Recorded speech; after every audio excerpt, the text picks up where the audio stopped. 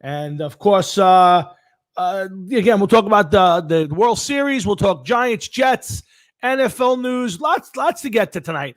But listen, there's a lot of stuff going on. We got football in right in the middle of. You got the end of all the other sports. But, politics is here, guys. Remember, Tuesday is the big day.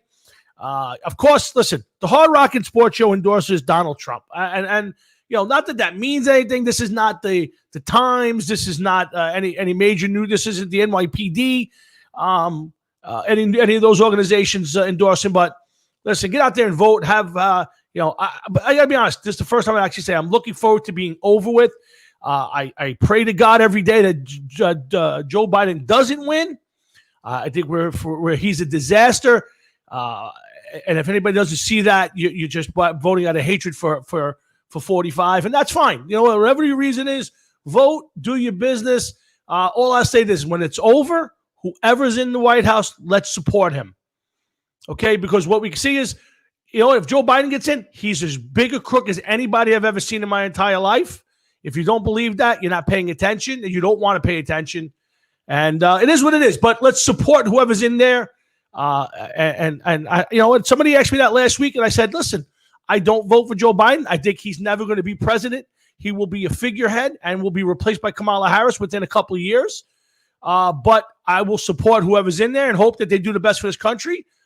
I just don't think it's the right pick. But let's get this over with and move on to being back to normal. Let's get through all of this, and I'm only praying and hoping. But lots to get to tonight. We got a lot of sports to talk about. Hey, Will Cloak, how are you, brother? That's it, Will Trump 2020.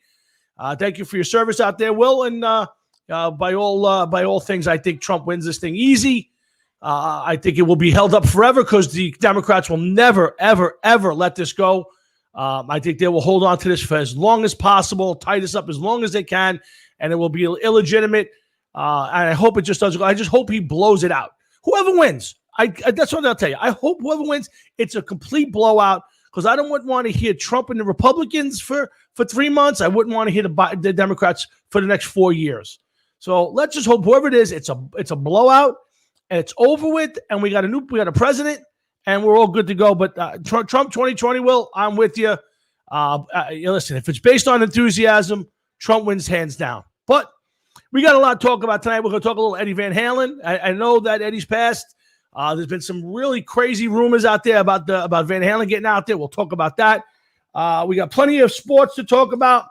We got a lot of live stuff. You guys are out there. You want to talk about anything, throw it up on the screen. If you want to join the show, you'll do that. Let me get my dad in because I got Carmine, the doctor, coming on in about 15 minutes. So let's get my dad in. Jeff will be along a little bit, guys. But listen, make sure you go to hardrocketsports.com.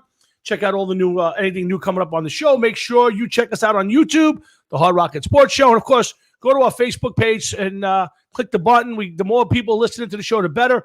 Guys, I want to retire. I want to get out of the construction business and do this full time. So I need your help. I desperately need everybody's help to kind of support the show. Let's blow it up, and maybe somebody will buy it or hire Jeff and I, and we do this for a living. So I'm sorry to say that I try to get up at 4 a.m. and battling the weather and everything else.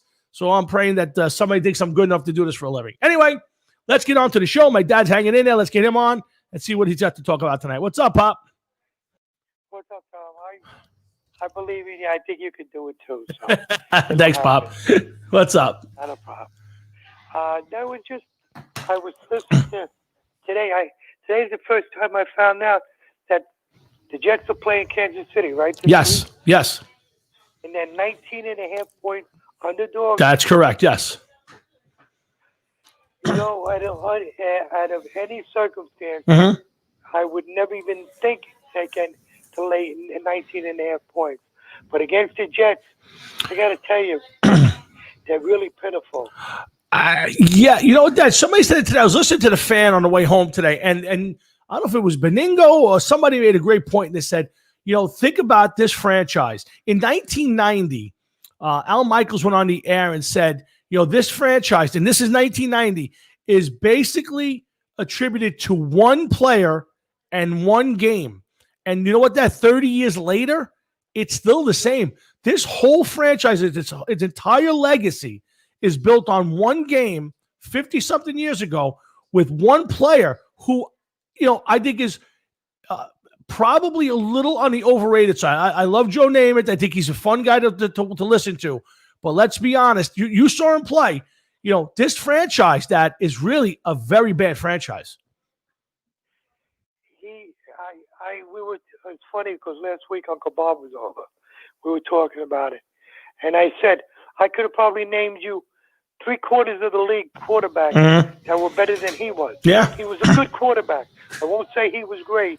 I'll say he was a good quarterback. Okay? What I will say about him was he had the two best receivers that I've ever seen. Right. In Sauer and Maynard. Right. I never saw people run routes. They could read defenses, getting up on the line. They were fantastic. Right. He played the Super Bowl, okay? And he had a great defense. And what did he win? Once. He won once with it. Yeah. And I'm not taking anything away from him. No, listen. Okay? He fit with the Giants, what the Jets were looking for. Yeah. A playboy, somebody to publicize. But the truth is, and he fit it perfectly. if you're not over 60, honestly, you never saw the real Joe Namath. Because Joe Namath in the 60s, when playing for Alabama, maybe his early years with the Jets, was a great football player. But, the later Joe Namath, the 70s Joe Namath, was a shell of himself. I agree. You know what I'm saying? And again, listen, the AFC, the AFL at that time, had great quarterbacks. Right. I mean, you really couldn't even throw any of them away. They were really good. Look. And he was hated. Yeah. Believe it or not, he was really hated by his own team. Right. And he was hated by the league. Couldn't stand him. Let me ask you this, Dad. Comparing him to, say, Len Dawson. Now, I'm not talking about the NFC guys like Bart Starr and those kind of guys. Let's keep those guys out of it. Let's keep it to the AFL guys, where you had who's the guy who quarterbacked for the Raiders back in the 60s. Okay, so LaMonica, Glenn Dawson, some of those guys, were they comparative or better than Namath in that time frame? They were better. Really? I thought they were better. Again, I'll tell you till he had a great defense. Right. Okay, and then he had two running backs that were fantastic. Halfback, fullback. He had the wide. You couldn't find two better receivers than Maynard and Sauer. But even with that, his stats are not great. Right, his stats were not. Listen, here's the thing with Joe Namath. Joe Namath is a figure of hype.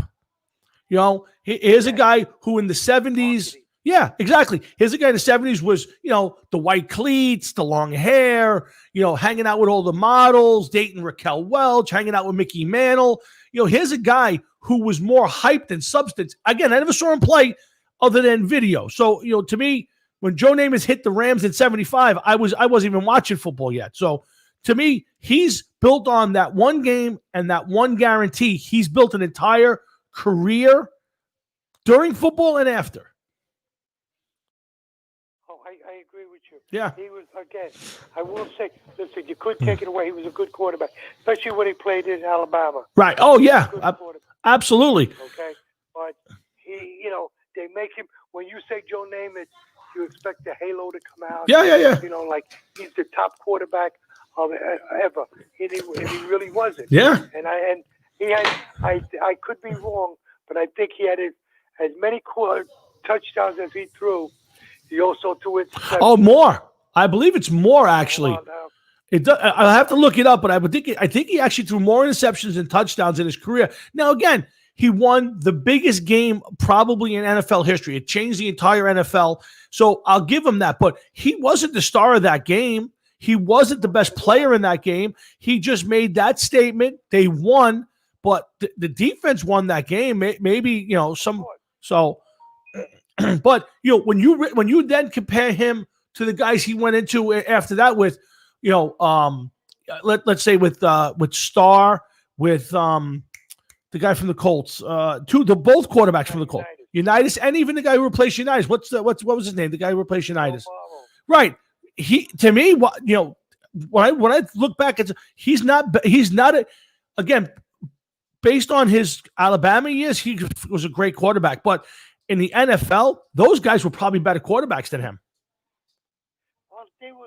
Don't forget, at that time, they used to call their own plays. It's not like today. Not that I'm taking anything away from today. I'm just saying, at that time, and these guys were more conservative quarterbacks. They were not where he was. He would go on the sideline and he would sit there with his big white fur coat, which antagonized people. He got his jaw broken by Ben Davidson, right, for that purpose, and he just. He would get the big raises, and he'd get the big, and the other players weren't getting paid. You listen to a lot of them, and they'll tell you, a lot of them didn't like him. Yeah, no, I get it. Hey, before we run out of time, hey, let me ask you about the World Series. Did you watch the series? Yeah, on and off. What did you? I mean, you. The last game. Yeah, you couldn't have liked that move. I mean, Dad, I know I'm not a big fan of the analytics. I understand all of that, but you got a guy in the 6th inning of Game 6 of the World Series, a game you have to win. He's lights out. He's shutting the other team out, and you go to the notebook and you pull this guy out, and you lose the. You know what I got a kick out of? What? I was listening to, and I forgot what sports announcer said. I would have liked to see them walk out here if that was Bob Gibson. Oh, come on! And tell him that he's coming out. Imagine here's a guy winning 1-0. He's got strikeouts like crazy. Yeah. And I mean, he gave up 2 hits, and they're telling you that he was getting tired. They were warming him up for the bullpen. He had the guy in the beginning of the game. He had all intentions of taking him. Yeah, no, he had it set in his brain. No, the manager had it set in his brain that at that point he was going to come out regardless. And I thought the guy was still throwing the ball well. There was no reason to take that guy in that spot. And I don't care what you tell me. If the guy came down and said, "Listen, I got 1 inning left in me. I got 16 pitches left in me," I get it. But the guy, you can obviously see Snell did not want to come out of that game. No, he said he didn't want it. He said he could have stood long. But you know what, Tommy? You know why you can see this that blew up in their face? Who did they hire today? Tony La Russa. Yeah. Now, you're not going to do that with Tony La Russa. No, but again, no, I got it. But Tony La Russa was actually one of those guys who started all this analytic stuff. But again, I'm going to hope that Tony La Russa at least says, guys, watch what your eyes. Pay attention to what you see out there as much as you want to pay attention to the paper. Watch. I mean, this guy was dominant. He wasn't just, getting by. He was dominant. Yeah, I don't get it. And that's what I don't like about baseball now, Dad, is that there's, and I'll be honest with you, could you imagine if that guy was if the Tampa Bay Rays were owned by George Steinbrenner and this happened, this guy wouldn't have been allowed on the plane ride home.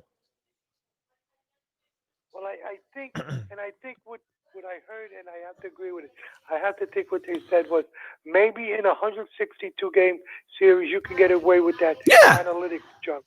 Yeah. But when you start getting down to where you're winning 2 out of 3, 3 out of 5, 4 out of 7, now it's all guts. You have to use your feelings. And to sit, when they took him out, the best thing that happened was they lost that game. Absolutely, absolutely. Now it makes them look like these guys here, it's their fault. Absolutely. Now, the manager who knew this guy would have never took him out of the game. I agree. Anything about baseball. Listen, I agree. That wasn't managing. That was letting the computer manage the game. You might as well have just plugged in the computer and tell the guy to sit in the dugout and not pay attention, because that is the big, that again, the funny part, I'm going to get Jeff on in a second, but the funny part was somebody put a thing up on social media and said, Casey Stengel and somebody else would never have done this. I said, you know what? Casey Stengel was the guy who started all of this stuff. Casey in 60 lost his job because he didn't start Whitey Ford in game 1 of that series, who would have pitched game 7. Yeah. And that's what cost Casey his job. So, the next year, Ford goes out there in 61, pitching every 4 days, and wins 25 games. Well, they were looking for, he was doing matchups. And like you said, that was analytics. Yeah. They wanted to see who he matched up against. Yeah. So they pitch him in deep game 5, and it was stupid. All right, Tom, I'm going to let you go. I know you got guys. All right, Pops. Great spot. This was fun. You're on the show. Everything's good. Yeah. And I'll talk to you over the weekend. Thanks, Pops. I'll talk to you later. You got it. That's my dad. He checks in every week. It's a lot of fun. That's a good time to talk. We get Jeff on here in a second, guys. Hard Rocket Sports, 347-826-9993 and 4 on the radio side. And, of course, check out hardrocketsports.com, our Facebook page, our YouTube page. And let's get the most important guy on the show in his own house, Mr. Jeff Towinski, on the air. What's up, Hefe? What's up, man? What's going on? No, same old crap, Hefe. Same old crap. Just kicking on. Happy birthday to your daughter. Yeah, thank you. Thank you. I'm actually texting someone about her right now. Yeah, she turned 23 today. Wow. Yeah. Time flies, Jeff. Time flies. Yes, it does. Yes. Yeah, so we got a big show. Carmine, the doctor, should be checking in any minute, I think. I left off. He's texted me today and said he wanted to get on and he wanted to rip the Yankees a little bit. I guess the talk about the Maloikia for the Yankees and the Giants. So, I guess that'll be right in your wheelhouse. Well, no, it's actually not, because I got some questions. All right. First of all, I need a money back guarantee on this Maloikia. I'll tell you why. Why? All right. First of all, he's a Met fan. The Yankees actually made the playoffs. That's true. Okay. As far as throwing the Maloikia on the Giants, I asked him several times over the last couple of years. They're still a fucking game out of first place in their own division. That's true. Actually, it's not working, Carmine. Okay? But I have plenty to say about football this week. Okay. I'm not going to say much now, other than I'm just so tired of professional football at this point in time. Really? Why do you say that? Because I've started watching more college football. Okay. Even though college football is, to me, a more pure version of the game, because you actually have people playing that want to play. Mm-hmm. You know what I mean? They went to certain schools and everything else. That's great. But in the NFL, like, you have coaches that don't know what the fuck they're doing. Adam Gase in particular. You got general managers that don't know what they're doing. Dave Gettleman in particular. You got teams that suck. The New York Jets and the New York Giants and several others. And they're just not – they just don't seem to care. They're not doing anything at all to try to get better. I just don't see it. So in your mind, let me ask you this then. So in your mind, you like college because there's no GMs involved. It's put my team the best of the best on the field, win or lose, and there's no behind the scenes bullshit. Is that basically your feeling? There may be behind the scenes bullshit in college. We don't know that. We've never played college football. Nope. But I guarantee you there's a lot less of it than in the pros. I mean, perfect example. Adam Gase has Le'Veon Bell. He gives the guy the ball to run. He played 3 games for the Jets this year and got injured for 2 or 3. Yep. It lets them run the ball like 13 times all season. What the fuck is wrong with you? Doesn't use him the right way, and the guy bitches. So what happens? He gets gets his wish, gets thrown out of the Jets, and then goes signs on with the Chiefs. Who got to be the odds-on favorite to win another Super Bowl at this point. Well, that's a good question. We're going to get to that later. I got the NFL power ranking, so I want to talk about that later. But yeah, I get your point. I get your point on Le'Veon Bell. So now here's Le'Veon Bell warming up this week, and what if he goes out there and has a big day against the Jets and sticks it to him? Dude, I'm hoping and praying that he runs for like 700 yards. I hope he has Madden-esque numbers all day long. Well, I want to let's talk a little Jets while we wait for Carmine. I was talking to my dad about this, and I was driving home today, listening to the fan, and I don't know if it was Beningo or Roberts, one of those guys said it, and I couldn't agree with it more. And I don't want to plagiarize, like I'm not Joe Biden, so I'm going to give credit where credit is due. And they said basically, in 1990, Al Michaels was on the air during a Jet game and said, this franchise has spent its entire existence basically on one game, one player. And that's 30 years ago. And Jeff, to this point, I will tell you that I can't point to another big moment or player in Jets history other than Joe Namath and that Super Bowl win. Now, a big win, not a great game, but a big win in NFL history. But Jeff, your entire 60-something year history of your franchise is based on one single player in one game. Well, I think that's unfair to say that. Why?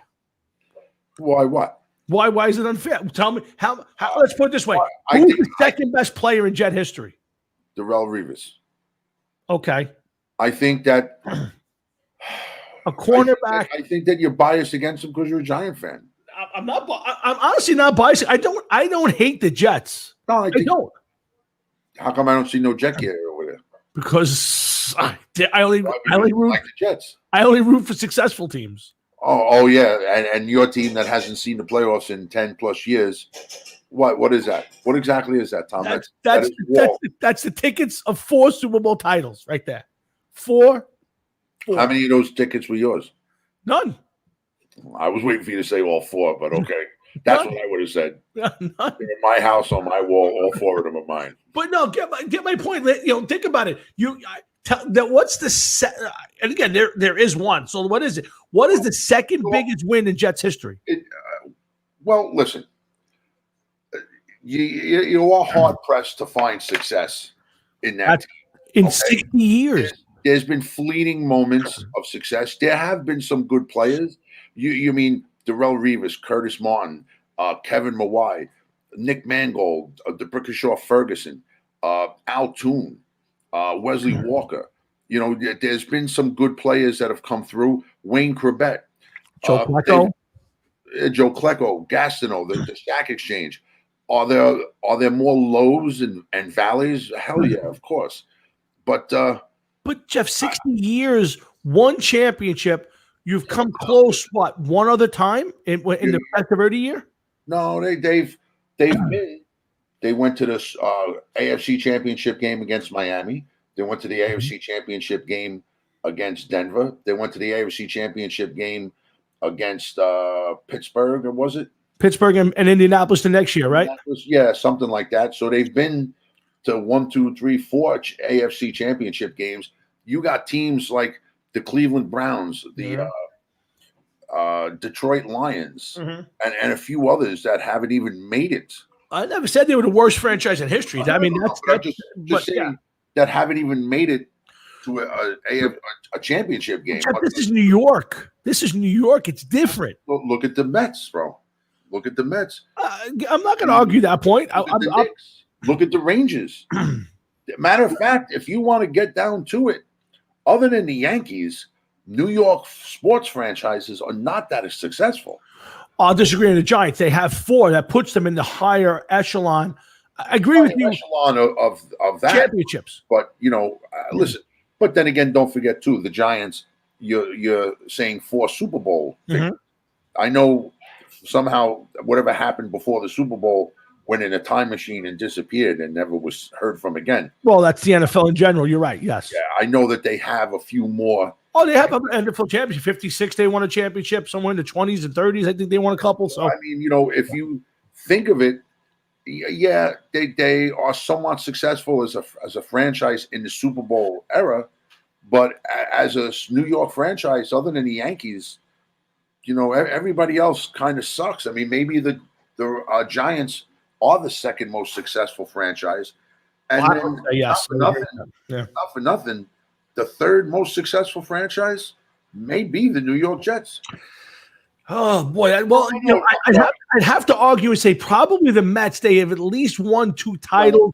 No, I forgot about the Islanders. That's true. Yeah, you forget about you're absolutely right. That's a good one. Yeah, you're right. And I'm just talking when I bring the Jets up in that regard. Not so much am I saying that overall championships, but they have been to 5 different, at least 5 different AFC championship games or championship games for their league to get into the Super Bowl. The year they won, Miami, Denver, Pittsburgh, and Indianapolis. We all see how that worked out. It means nothing, but at least they tasted something, and they were there 2 years in a row. Do I think that Mark Sanchez could have had a better career and maybe been something for the Jets? It's possible. But his career would have been winding down by this point in time, I think. And, I think that he was just a victim of bad coaching. And, that's never going to change my mind. They never took the leash off that kid. When you're constantly throwing for 170 yards every game, somebody's not believing in what you're doing and they're not taking the leash off you and just letting you go. And it never happened with Sanchez. And You know, they always seem to have one great player, but never more than one at a time. When they had Curtis Martin, they were okay. When they had Keyshawn Johnson, they were okay, but they didn't have a quarterback. You know, then they had Chad Pennington. The guy got hurt all the time. Yeah. You know, you got the Brickashaw Ferguson and Nick Mangold, two pieces of an offensive line. Then you have no quarterback.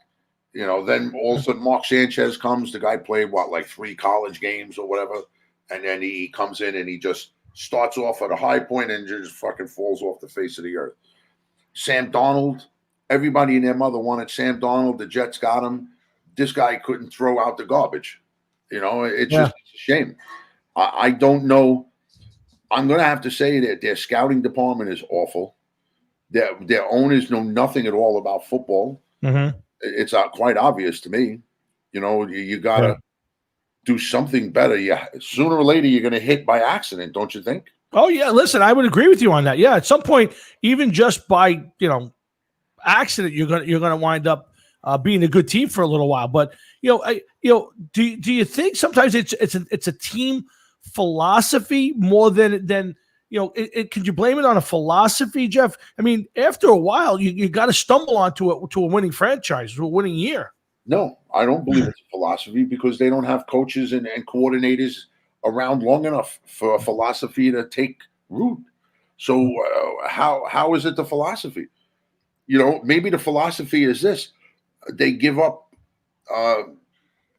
too soon, but they don't give up soon enough. Mm-hmm. If that makes sense. Prime example is what's going on with Adam Gase.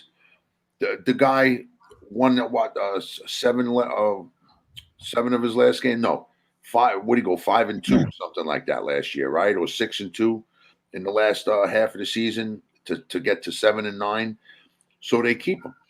This year here, now he's awful. He's ruining Donald. He don't know what he's doing. So you keep him, and everybody says, well, you might as well keep him the rest of the way. For what? For what? Yeah, no, I agree. He had Le'Veon Bell. He's making Frank Gore run the ball more. You know, using Frank Gore as the lead back. I don't understand that. This guy's ready for Social Security, and you got him playing most of the snaps. Le'Veon Bell, I want you to be honest with me. Go ahead. Le'Veon Bell bitched, moaned, and complained, right? Yeah. But he did it kind of silently on Twitter. He was like, he brought up one thing. He didn't go on TV and bitch nonstop on Instagram and everything else like Jamal Adams did. Yeah. He passed a few comments right. They couldn't get him out of town fast enough. No, I think that comes back to that Gase never wanted him, and he was just never going to use the guy. Listen, I'm not a Le'Veon Bell fan, but the guy is ultra talented. Now, I don't know if he had anything left in the tank. We don't know what was there. Well, we're going to find out Sunday, to be honest. I agree with you. But what I saw during his Jet time was a guy who had nothing. I don't know if that was just they didn't use him. Now, if he goes out there for the Chiefs and has not just a big game against the Jets, but contributes and does something on this team, then I got to look back and say Gase just did this on purpose. Now, if he's a non-factor and he's off the Chiefs and he bounces around the league for a couple of years, then I can't really fault Gase. But I think his time there is just Gase said, I never wanted him and I'm never going to use him. You're 100% right. It's hard to disagree with that. But I also want you to take in mind one thing and remember this. If Le'Veon Bell bounces around the league, okay, we don't know if he was off a year, took a year off. He was with the Jets last year. Okay, they did nothing with him. Didn't use him right. Gase was like, we didn't want him, and I didn't want him in the first place. Too much money to spend on a running back, this, that, and the other thing. Right. No off season this year. Starts in with him, so his hamstring hurts, and Bell's like, it does. I don't even know that my hamstring hurt. I think that's my point too. Is that I think that's exactly it. I think he was going to do everything he can to keep him off the field. Short of taking his car keys from his house and not letting him get in the car to drive to the game. Yeah, really blocking his driveway or something so he couldn't get it. Yeah, exactly. So I mean, what is it? In the bottom line, when you're a coach, okay, and if you have the weapons, and the Jets didn't have many weapons, aren't you going to maybe overuse it? Maybe Le'Veon Bell should have said, like, I'm getting 43 touches a game here. I'm tired, and it's week 2. You know what I mean? Well, I think it's also the fact, here's the thing. Is it a built-in excuse? Is it, hey, you never gave me the weapons. You gave me this, you spent all this money on this guy and you never gave me the right weapons. That's why I wasn't successful. Is it a built-in, ready-made excuse for not being successful, even with the Jets or the next opportunity? No, I can't. Listen, we don't even know because he didn't even use Bell. So it's hard to say that. Robbie Anderson, he's second in the league right now with yardage. Okay, he was a Jet last year. At this time, he was a Jet. He didn't even break 1,000 yards. It's like the guy, and not for nothing, Le'Veon Bell is just the latest member of the ex-Gase All-Stars. Yeah, It was an article about. That's exactly what they called him. Oh, really? I didn't see that article. Look on ESPN, you'll find it. Okay. Or it was yesterday or today or whatever. I think it might have been yesterday. Adam Gase, ex-All-Stars, headed by Ryan Tannehill. Well, I was just going to say, Tannehill's the biggest example. I agree with you. Here's a guy who, if it wasn't for Russell Wilson, could really be up there for MVP of the league. He's played great. Mm-hmm. Yeah. And it's a guy that both of us have been extremely down on up until now. I thought they won last year almost in spite of Ryan Tannehill. Well, maybe they didn't. Yeah, no. Listen. Now it's hard to argue, but listen. You've made the point since day one. You've been the one guy that I've known who said from the beginning, "This is a mistake," and I didn't buy it. I was on the other side of this. I said, "No, I think this is a good move. I think this guy's got some stuff," and he had a quarterback I didn't think had any chance of being good. He wound up with Sam Darnold, who I thought had a chance to be good. Now I wonder, did Sam Darnold get ruined by this guy, Jeff? Did Sam Darnold wind up in the wrong place at the wrong time? I believe so. But Sam Darnold reminds me a lot of a lot of previous Jet quarterbacks. Mark Sanchez. Okay, the guy could barely break 200 yards, just like Sanchez. Reminds me a little bit of Geno Smith. Geno Smith not nearly as talented as Sam Darnold, but you want to know something? Watching Sam Darnold play is a lot like watching Geno Smith play. Oh, agreed. No, I agree. Say what you want about Geno Smith. Okay, bounced around the league a little bit. Still is, yeah. Back up in Seattle for how many years now? 3-4 seasons he's been up there? Something like that, yeah. You know what I mean? Yes, the guy is evidently just backup material at best, but he's got a job. He has a job. Is Sam Darnold, let me ask you this. Does Sam Darnold have a job in this league after this year? Yeah, I'm going to bring that up. I'll tell you what. Jets, does he have a job? Yes. Yes, and here's what I was going to tell you. Part of the show tonight. I think if the Jets were smart, they traded Sam Darnold. There's some teams out there, and I made a couple. I think I wrote it down. Hold on, and our guests are starting to pop up. But let me just hold on a second. I think I brought a couple of teams up that I thought that Sam Darnold could go to today. The Cowboys. You don't think that Sam Darnold to the Cowboys would be better than what they have right now? Andy Dalton's looked terrible. He's out this week. I couldn't even name the guy playing there now. Well, that's not for nothing. Just Dallas in general is just a team that looks like they're falling apart. Like yeah. I mean, in the driveway. Players are running out the door on the coach. And I told you from the beginning, I didn't like McCarthy anymore. There was a reason why Aaron Rodgers got him run out of town. But you can't blame Mike McCarthy for what's going on. Not yet. Injuries and everything else. No. No, I agree with you. But I can blame him for losing the locker room. You got your players going out there running around saying that forget about the fact that we're a bad team. They say this coaching staff can't coach. They're not teaching us anything. They're not making adjustments during the game. When you have your players saying that, Jeff, that's bad. Yeah, no, don't get me wrong. It is bad. But you want to know something? This is a team that went through a lot of injuries, but what would have been the preseason and everything else. And they don't have half the players that they had. They lost Dak. Their offensive line sucks. So what is Elliott going to do? Yeah.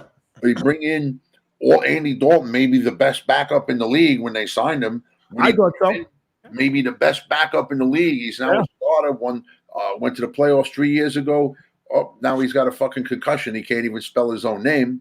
It's just, you don't know. I'm not saying that he would have went any place and won a Super Bowl. All right, that is evident that's not going to happen. Correct. When it comes to him and the Jets, I mean, come on now. You're going to tell me that he wouldn't have done a better job than fucking Adam Gase has done over there? Listen, I think at this point, Jeff, you and I could have went there 2 days a week and did a better job than Adam Gase has done. I'm not disputing that, and you've been 100% right on that.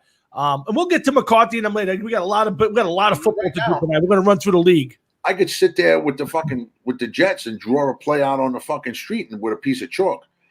Tell them go this way, go that way, do this, and probably have better success. Absolutely. We ventured off. My point is, I think Sam Darnold could wind up on a couple of teams right now. And right now I'm not sure he couldn't be help on the Jaguars, but for certain he could go to Cowboys and help with the Cowboy team. That to me is for certain. You know what? I don't think the Cowboys are going to waste the draft capital or anything on their team with what they got going on down there themselves. I would say the Jacksonville Jaguars are probably a good spot for him to go to, because what do they have to lose? Yeah, that's my point. His thumb is like broken or fractured in a couple different spots, plus ligament damage. Absolutely. Listen, there's definitely a couple of teams that would take a shot at Sam Darnold. Listen, Sam Darnold was a highly sought after player, and I think a lot of people would think like us and say, "Hey, had he wound up on a better team, this guy could have had some success." So I think somebody will give him. Listen, if Geno Smith and Brian Hoyer can bounce around this league, Sam Darnold can. Now, Sam Darnold has not proven himself to be a good quarterback. He's been the opposite. So I'll agree with you on that. But he'll definitely wind up someplace else. Somebody will give him a chance. I mean, look at New England. I mean, think about that. I mean, that's a horror show for quarterbacks. That's like, the graveyard of bad quarterbacks right now. Listen, what I really think is what's going on up there in New England is that it wasn't Belichick.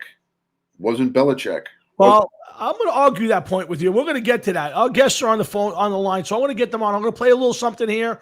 But yeah, Jeff, I'm going to disagree with you on that. I know you're going to take the Brady end of this maybe for the first time in your entire life. You're going to be pro Brady. It's quite obvious. I mean, I don't think it's as obvious as you think. But Louis is right. Trevor Lawrence. I think ultimately Trevor Lawrence may stay in school, but I'll tell you why he shouldn't, and we'll get to that after our interview. He's a jerk off. We're going to get to that. Lots of stuff to talk about here on the Hard Rocket Sports Show. 347-826-9993. I'm telling you right now. God, I'm in a rare fucking form when it comes to the Jets, and I'm starting to get pissed off. If you don't go good, I'm just going to start going off with all kinds of Jet stuff. Well, we've got plenty of time tonight. We're going to get guests on. I'm going to play a little something right now, and I'm going to bring on Jeff and Holly from Hydrogyn, talk a little bit about their new album, Boiling Point. And after that, we got plenty of football tonight. We'll talk a little Van Halen.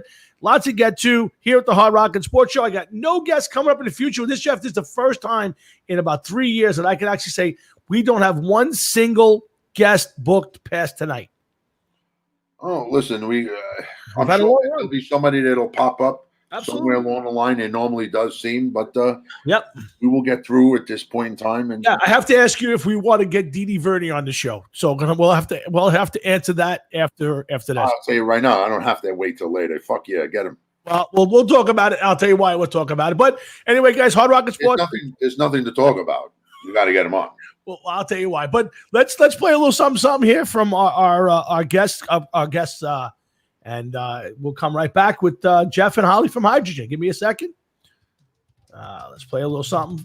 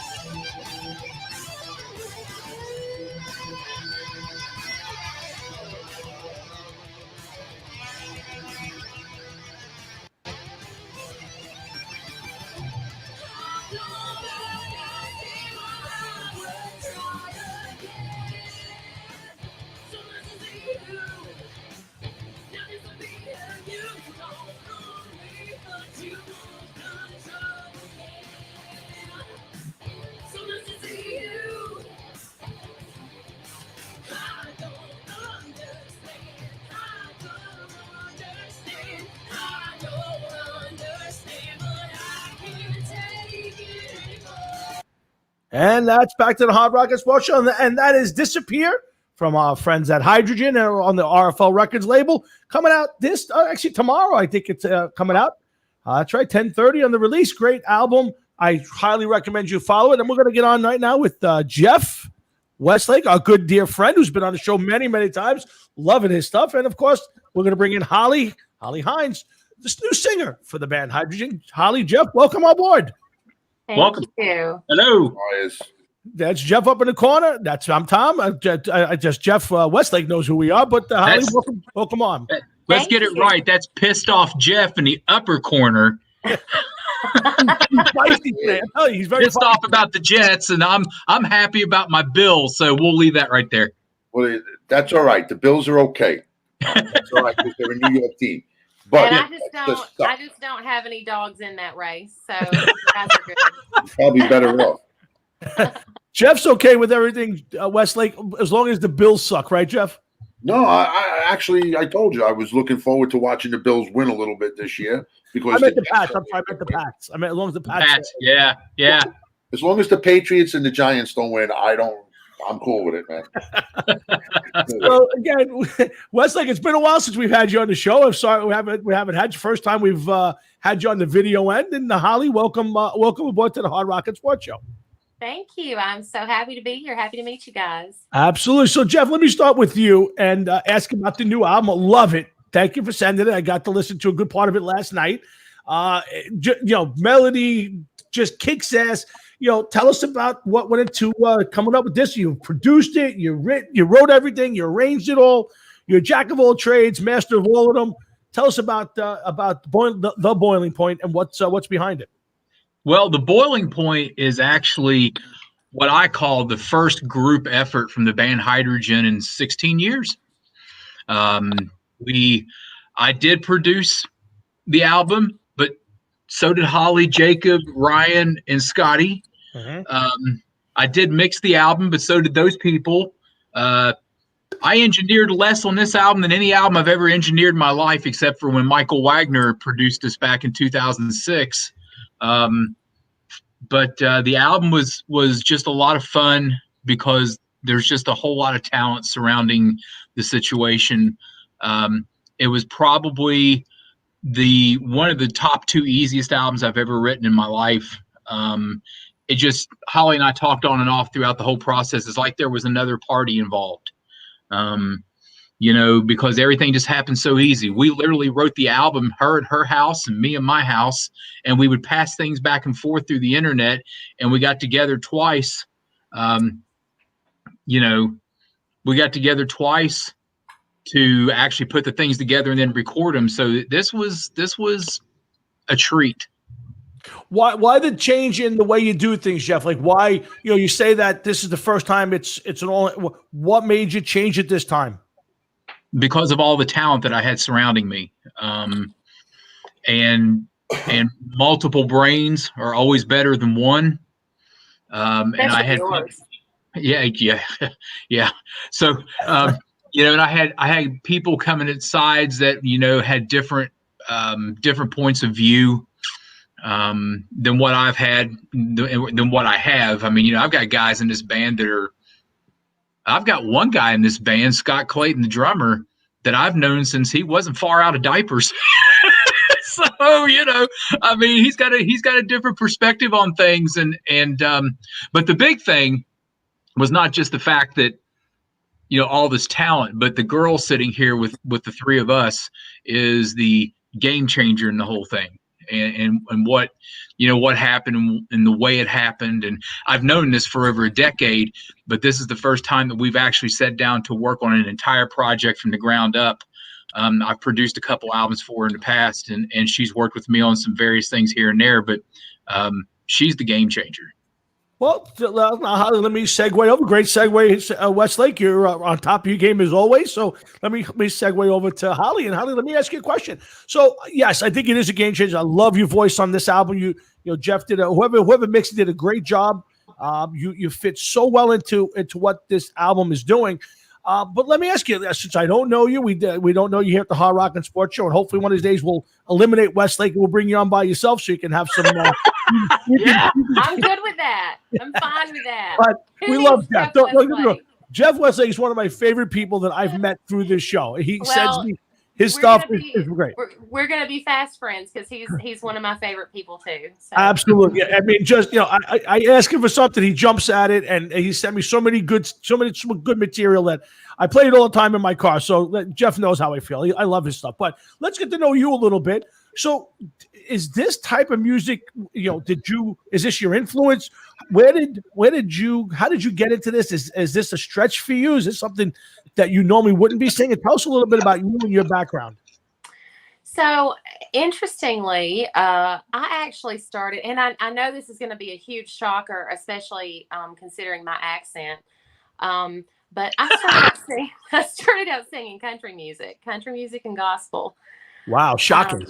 She had a tear in her beer.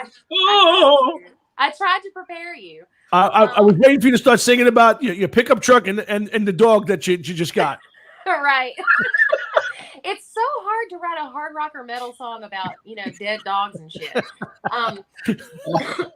So, yeah, I mean, I grew up in small town Tennessee, and, there really was no other music besides country or, gospel, sitting in church on Sunday morning, singing with your family. That's just how I was raised. And so I didn't come into, I guess, the realm of rock music until I was, well up in my teenage years. And then it was the classics. It was Heart and Pat Benatar and Joan Jett and I don't know, Journey and, all just the classic rock music that you hear.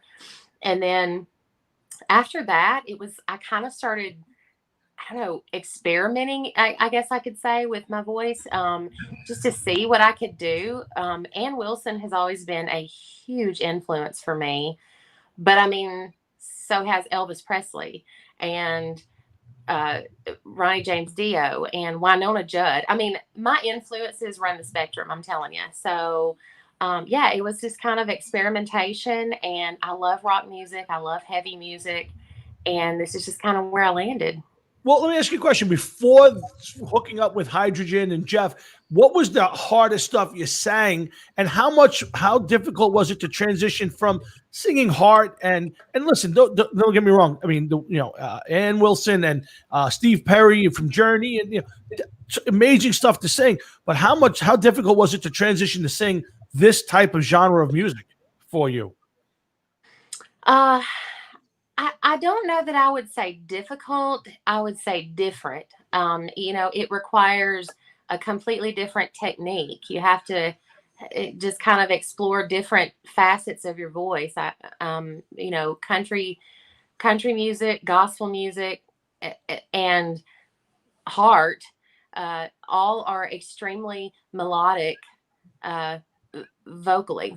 And so it's just, you just kind of have to play with your voice and find out what you can do. I didn't find out that I had aggression in my voice until about maybe 5 or 6 years ago. I didn't know that was a thing that I could do. I thought that was something that you're just born with it, and if you don't have it, then you're just shit out of luck.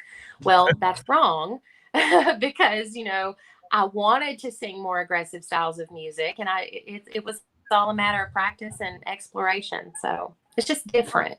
Okay. And so Westlake, let me ask you, I know you've had other female singers in the past. Was being Holly's background, was it difficult, or do you write differently because of the singer, or do you write what you write and the singer's got to fit to what you are putting on paper? Jeff? Uh-oh. We might have lost Westlake. Uh-oh. There he is. Jeff, did you hear my question, Jeff? Nope, I'm here. Okay. So my question was... So I didn't hear your question. You said I've had other female.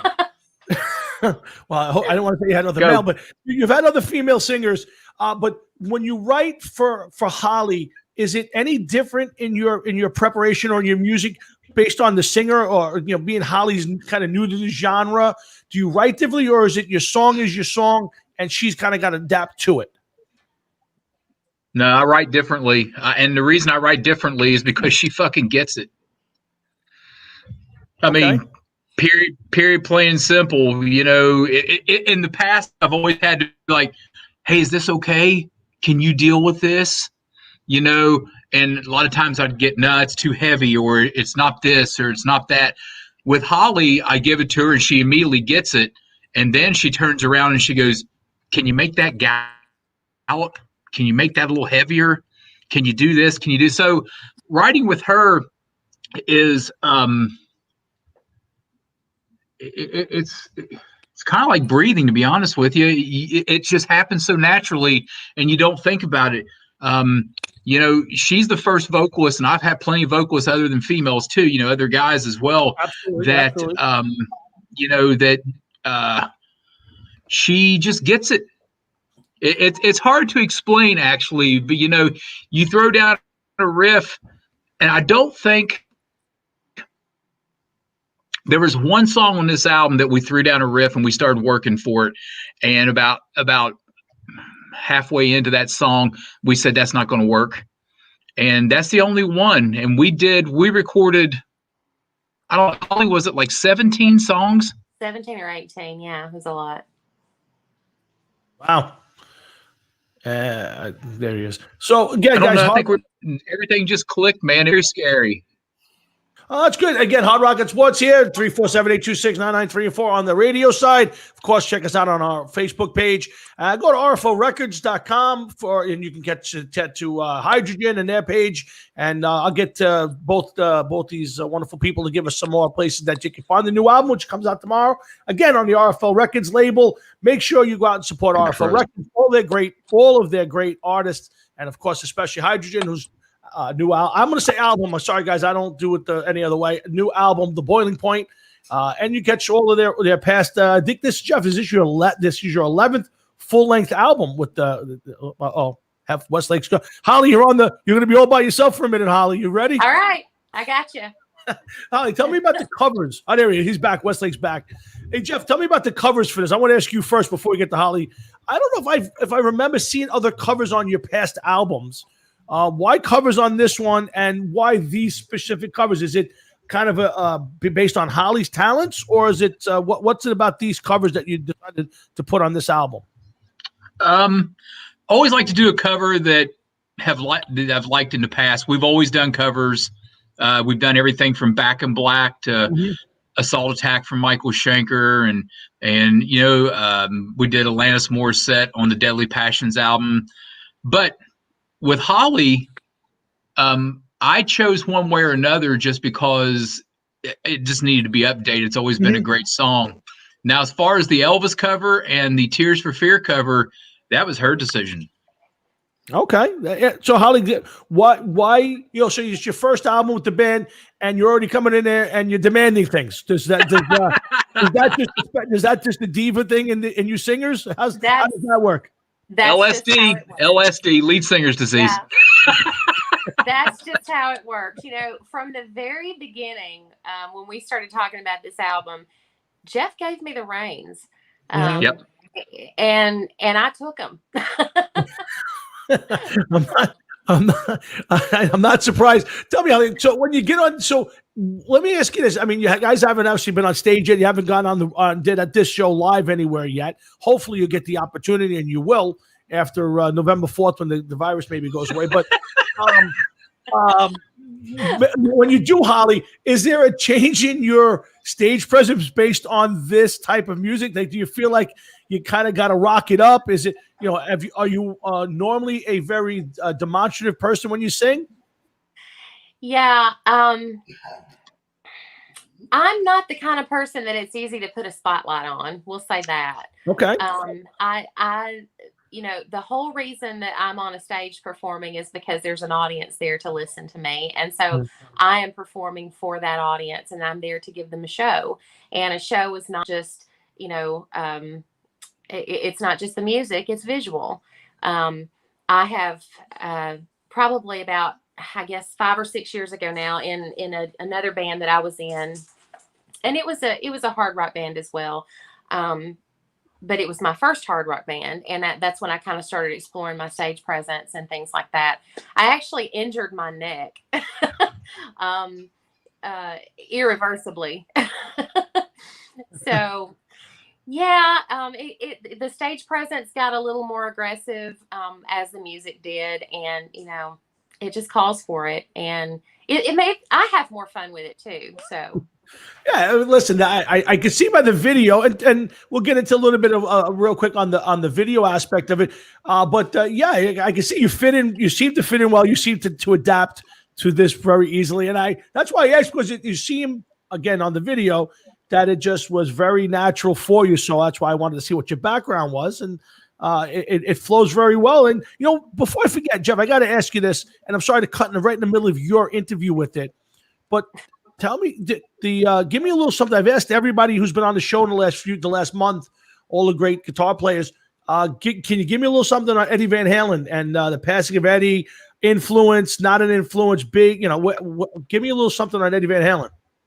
I always liked the wildness that he brought to his playing. That was natural to his playing. But the interesting chord structures that he used, things like on Mean Streets and a bunch of other things that were very interesting. I wasn't a huge Eddie Van Halen fan, though. I was more of a David Lee Roth fan because I loved his attitude. I wasn't a Van Halen fan at all when Sammy Hagar got into the band because I immediately went to sleep. I think Sammy on his own is great. I think Eddie and with David is great, but I just didn't like the two together for some reason. But the thing that I think that Eddie's gone way before he should be gone, because I still think he had so much more to offer.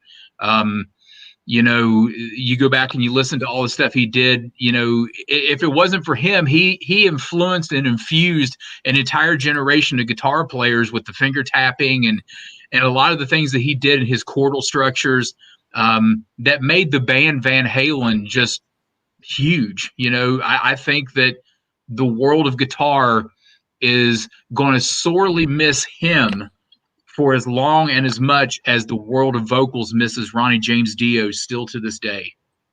I think that sometimes what people don't also look at is his in how innovative he was with equipment, guitars, amplifiers, and I think that sometimes we forget that he kind of revolutionized the industry to a certain extent with what he did, just fiddling around with Frankenstein and the EVH amplifier. Yeah. So yes, I think that's something that's kind of missed in the finger tapping and all the the stuff that people go crazy for, like myself. And Eddie Van Halen was to the drill that Jackal was to the chainsaw. Think about all the things, the cool things he did with the drill during the Sammy Hagar era, mostly. But I mean, the guy was gifted to us from God. He was gifted to the whole world, by the powers that be. And it's just a damn shame that he's gone, because I think he still had a lot left in him. I agree. Tawinski, go ahead. I knew you wanted to say something. You said earlier that you did the cover Assault Attack from Michael Schenker when Yes. Tom brought up about Eddie Van Halen. Michael Schenker, great guitar player. Me and Tommy both into Michael Schenker and UFO, but not many people seem to do a lot of Schenker covers. Why did you pick Assault Attack out of all of the covers that you could have possibly taken from him? Great song, don't get me wrong, but what made you do that song specifically? Because of the aggressiveness. Actually, at the time, to bring up a person that I don't want to bring up, but I will. The singer at the time in the band was Julie. And she came to me one afternoon. We were getting getting ready to start writing the Judgment album. This is back in 2010 or something like that. And we were getting ready to start writing that album, and I had been listening to that. That's one of my top 5 favorite albums of all time, is the Assault Attack record. And I was listening to it in the car a lot, and she said, I want to do that song. And I just laughed. I thought she was lying. You know, I don't know why I thought it, but I was just like, yeah, right. Okay. And so I thought, well, I'll pull the plug on this one and see what happens. So we recorded Assault Attack musically. She came in one afternoon, and I didn't think she'd be able to sing it because Graham Bonnet on that song is so over the top. He's on the edge of his range, you know, and his power. And she came in and sat down with an SM58, which is just a live microphone. And she sat down and sang the song. And it was just mind-boggling to the fact that she pulled it off. So much so that when she went to try to retract the song standing up, she couldn't do it. Really? So, you know, but that's my favorite Schenker album. She's the one that suggested the song, and so we did it. Of course, if you go through his whole career, you've got everything from Rock Bottom to Natural Thing, you know, Armed and Ready, Cry for the Nations, all these cool tracks. That just got picked because she wanted to do it, and I thought I'd call her out on it, and she ended up leaving me on the carpet. To be honest with you, the reason I asked is because Tommy actually bought me that album one day. We used to go to the record stores together, and he went without me one Saturday, and he called me up and he was like, I got something for you. You remember that, Tom? And absolutely. I absolutely 7 years ago, but I do remember that. Yeah, I remember that because I couldn't wait for you to come back home to give it to me so I could listen to it. But that was about when I started to lose a little interest in Michael Schenker. By the way, he never paid me for the album. The first 2 albums with Schenker and the UFO stuff. So it was kind of odd to hear somebody into that album, Assault Attack, so much that they actually recorded a cover of it. That's pretty cool. I've actually recorded Desert Song too with me on vocals. That's done. I've never released it. That was a song that I originally wanted to bring to Holly to have do that. But then all of a sudden last year, something, you know, things just opened up, and, you know, I called her and said, hey, look, I got a vacancy in Hydrogyn. She's who I've always wanted to sing in this band. That girl sitting here with us is the shit in my book. I mean, it's just amazing the things that she can do, and, you know, what she can do with her vocals to bring songs to life and the emotion and everything. So that song is sitting there too. Maybe for this next album, I'll get her to cover that and sing it. But there's not a song. The only song on Assault Attack that I don't like is Dancer. I just don't care for that song. I think it was a poor attempt at a radio hit for America. They did another track that was called Girl from Uptown that should have been on the album in place of that. What song did you say you didn't like? Dancer? Is that the song you said you didn't like? Jeff? Yeah, I don't like Dancer. Okay. That's what I thought you said. Right. Yeah, right. There was some bright spots on that album, but I didn't like Graham Bonnet with Michael Schenker myself. I liked him better with Gary Barden. That's just me. I loved him. That's Jeff Tawinski up in the corner. He's the Angry Jet fan. I'm Tom Florian. He's, of course, Jeff Westlake and Holly Hines from Hydrogyn, and their new album, The Boiling Point, is out tomorrow on the RFO Records label. And if anybody knows, we had John Marhefka last week on the show. John popped up to say hello, and we love all the bands, and Hydrogyn is one of our favorite. Jeff knows that. I've told him this 100 times. And Holly, I'm going to tell you, I've told Westlake this, and so far in the 2 or 3 years that he's been on the show, he hasn't come through yet. Holly, you guys got to get up to the Northeast so I can come see you guys live and have a beer or two with you guys. And so I'm holding you to that now because Westlake hasn't come through for me yet. Okay. Well, I'll do what I do, and I'll take the reins on that. That's what I want to hear. At least somebody with a little initiative, because Westlake, he's too busy recording things. Get out and play something so I can see it. Hey, I've got somebody to get out and play with now. There you go. Hey, Holly, let me ask you. So, you know, speaking of what's going on right now and all of that, we talk about it all the time. How much more difficult was it to record this during all this pandemic? And, you know, what did it go as smooth as normal? Was it a little more difficult, in your opinion, recording this album? You know, I think the only, I guess, difficult part was just the fact that we're, you know, over 400 miles apart. And like he kind of mentioned at the beginning, we ended up really rolling with those punches, and making a difficult process a lot easier. As far as kind of like what's going on right now, and I would say the only thing that the COVID world that we live in really affected as far as the album goes is kind of the way that we approach the album itself. I mean, there's a couple of songs on there, Hostage for one, that I wrote in lieu of this situation. It's kind of from a different perspective, but we just kind of took care in how we approached the album because of it. But as far as difficulty, it didn't really add another element because we were already working, across the internet anyway. Okay. We totally ignored COVID. We ignored COVID. I mean, right in the middle of COVID, hell, Ryan and I jumped in a car, drove to Alabama for 2 weeks. We didn't care. True story. True story. And I thought that he was going to be stuck with me for a couple of weeks, and that was a scary moment for me. But listen, I get scared just being on the air with him doing this. He's only been on the show so far by phone. Now I got to look at him and do the show with him. It's a whole different ball game now. Sorry. How do you think this poor man? Look what he's got to look at up at the top. That's true. I listen, this ain't the Brady Bunch. He's looking up at the Brady Bunch here. So I get it. And by the way, the boss is on the phone. I see Mark Hefker just finally popped up. I hope he wasn't just tuning in now, John. So I want to let you know the boss is listening. But so Jeff, I'll ask you what's the plan now? So we're in the middle of this, I'm going to call air quotes, pandemic. What's next? Do you continue to record more music while you're waiting? Are you guys going to do some online stuff and more videos? What do you do now to keep this the train rolling? Well, the train hasn't stopped really. Nope. After this comes out tomorrow. Now, I'm going to give you the truth. Everybody wants to give you the rock and roll story. I'm going to give you the true story. For you on the show. That'd be the first for you on the show. Album comes out tomorrow. Then for the next 2 weeks, we promptly have to get our butts ready for Holly's daughter's wedding. That's the next most important thing. So for the next 2 weeks, we do a wedding. I'm playing guitar at the wedding. I'm doing music at the wedding. Holly's the mama at the wedding. Ryan's the photographer at the wedding. I mean, we're all involved. So we get the wedding out of the way. Money. Good for you. Yeah. And so after the wedding's over with, then we get back to work. Then we start working at rehearsals. We have another video to shoot. We're going to get ready to play live. And if we don't play live for real, we're going to tape playing live. We've got the best of album that we're getting ready to record. That's going to have a couple brand new songs on it as well.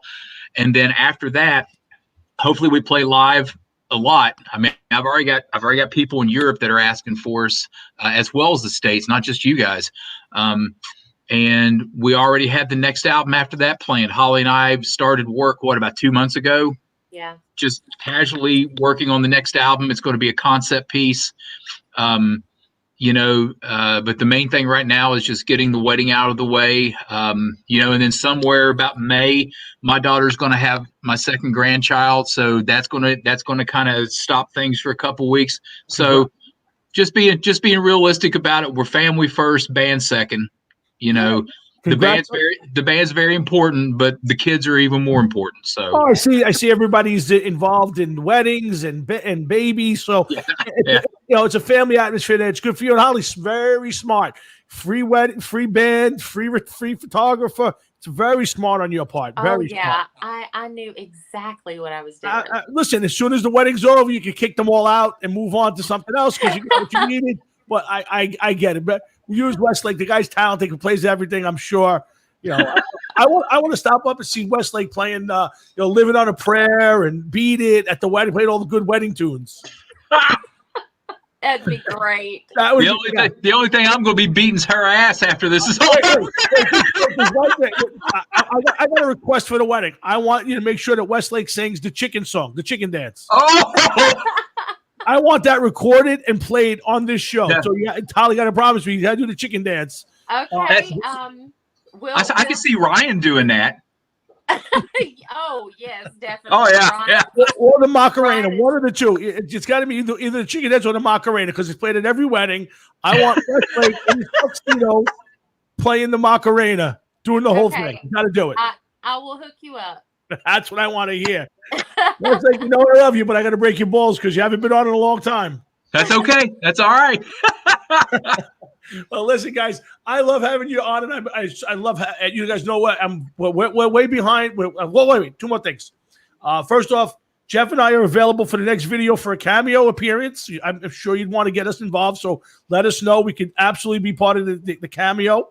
So Okay. just keep that in mind when you're recording the next video. You want these two Why handsome. do they want to do that? Now, listen, who wouldn't want that stellar, who wouldn't want that sexy face up on their video, Jeff? Them. Oh, it's possible, but I gotta respect that. I'm not gonna lie. I tell Mar Hefko all the time, he never gets us involved in anything. He never lets us sing, and he never lets us do videos. So We gotta could be- just take video at home and send it to you, and you could splice it into your video. Huh? That's The way we don't scare nobody. and- second thing is when you guys get up here, you guys got to get out playing and get up here. That's the one thing I'm telling you. You got to do it. You got to do it, Westlake. People want to hear you play live, not just on these albums. Love the albums. I want to hear you playing live. We want to Yeah. hear us play live too. Yeah. Trust me, we're chomping at the bit. All You right, can't well, understand him, but maybe you can understand me. Basically, I mean, and the we live have show is chomping gonna- at the bit to play. Else, we're not going to. Holly, you have to work on Jeff's video stuff now. Tell him to bring. I tell him to- know. no, I can't listen, take this- I no can't more take this guy guitars. anywhere. No more guitars, new equipment, so we don't have these problems next time he comes on with them. Dude, this is brand new. Take it back to Best Buy. Let's go. She's Holly Hines. That's Jeff Westlake. They are Hydrogyn on the RFO record label, and their new album, The Boiling Point, comes out tomorrow. Hey, Jeff, tell me what. Okay, so one of you guys tell me where can everybody get the album beside RFORecords.com? Where can everybody get the new album? Everywhere. Amazon? Can they get it on Spotify? Where can they get the album? Come on. You can get it anywhere you get music. Hey, and Jeff, give out the website. Any place else they can keep track of what you guys are up to? Twitter, Facebook. We're on Instagram. We're on Facebook. Facebook is Hydrogyn Official. And there's hydrogyn.com. It's HYDROGYN.com. We're on Twitter. I mean, all the places you can get everybody else, you'll find us. Absolutely. The new album is amazing, guys. I got to hear it last night. It will be we'll replace some of the other stuff that Jeff sends me. And I'll tell you one thing, guys. I wish he would put out the Kiss covers that I have. I don't know if he's done that officially, but let me tell you something. The man's Kiss covers are amazing. But listen, we'll leave that. Maybe they'll show up on an album down the line. But right now, Holly, I want to say thank you. It's a pleasure having you on the show. You're welcome anytime, especially if you come by yourself, because we've had enough of Westlake already. So You just send me a link, dude. Anytime. absolutely. But Jeff, you come back. We'll talk. We'll get you back when he's doing talk a little Bills football because it looks like you guys are going to dominate the AFC East this year. It's early. It's early, guys. It's early. So you got it. The Jets ain't going to do nothing. The Patriots are falling apart, and the Dolphins just ain't ready yet. You got it by default. Not sure if that's the way you really want to get it, but you got it by default. Well, you know what? As long as it's taken in Buffalo, we'll take it any way we can get it. Absolutely. Never turn it down. Never turn it down. But listen, guys, congrats on the new album. Good luck with it. And please, as always, Jeff, you and Holly, you guys are welcome here anytime. Keep us up to date and let us know if there's any way we can help you in any way. We love the band. We love the label.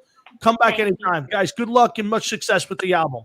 Thank you, guys. so much. Good seeing you all. All right, that's Holly Hines. That's Jeff Westlake, and they are Hydrogyn. Check them out. Okay, guys, take care. Bye. All right, Jeff. So that was Holly and Jeff from Hydrogyn. That was a lot of fun. Yep. So we got a lot to do. We got a lot to get to, and we still got a long way to go. Thanks. I see Doug Franklin hanging in there, and Doug, your Cowboys suck. Doug, they suck ass. Yeah. How's Dak's foot? Let me know how Dak's foot turns out. Yeah. This is coming from the same guy whose team is like 1-14. Doesn't matter. We weren't expected to win the Super Bowl this year. And We weren't even expected to win the NFC East this year. you ain't doing either, that's for sure. I agree with you, but I just Hamar Hefka. I'll tell you. You know what? I'm kind of hoping that Gettleman stays around. Oh, wait. Every day you text me that you can't wait for them to get rid of him. Now you're going to tell me you want Gettleman to stay? Yeah. Did you hit your head? You know why I want him to stay? Because he's so bad. And it's like they need him. They need one another. All right. Let's get to some real stuff. Let's see. What do I want to get to next? Okay, Raphael's not coming on tonight. He's not? What's going on? Why? Listen, I don't care if you beat us. I don't care if you asshats beat Cowgirls. You stink. You're not going to win another game the rest of the year. Good luck with that. Tell Jerry Jones stay. I want Jerry Jones to stay forever as the GM of the Dallas Cowgirls because it only means you'll never win another Super Bowl. Good luck with that. Let me ask you something. I'm watching you. I'm watching you two guys go back and forth with this children. Fucking children. But let me ask both you kids something, okay? Gettleman, how many Super Bowls has this man won? Gettleman? He's not won. Well, as a GM or in football? The general manager.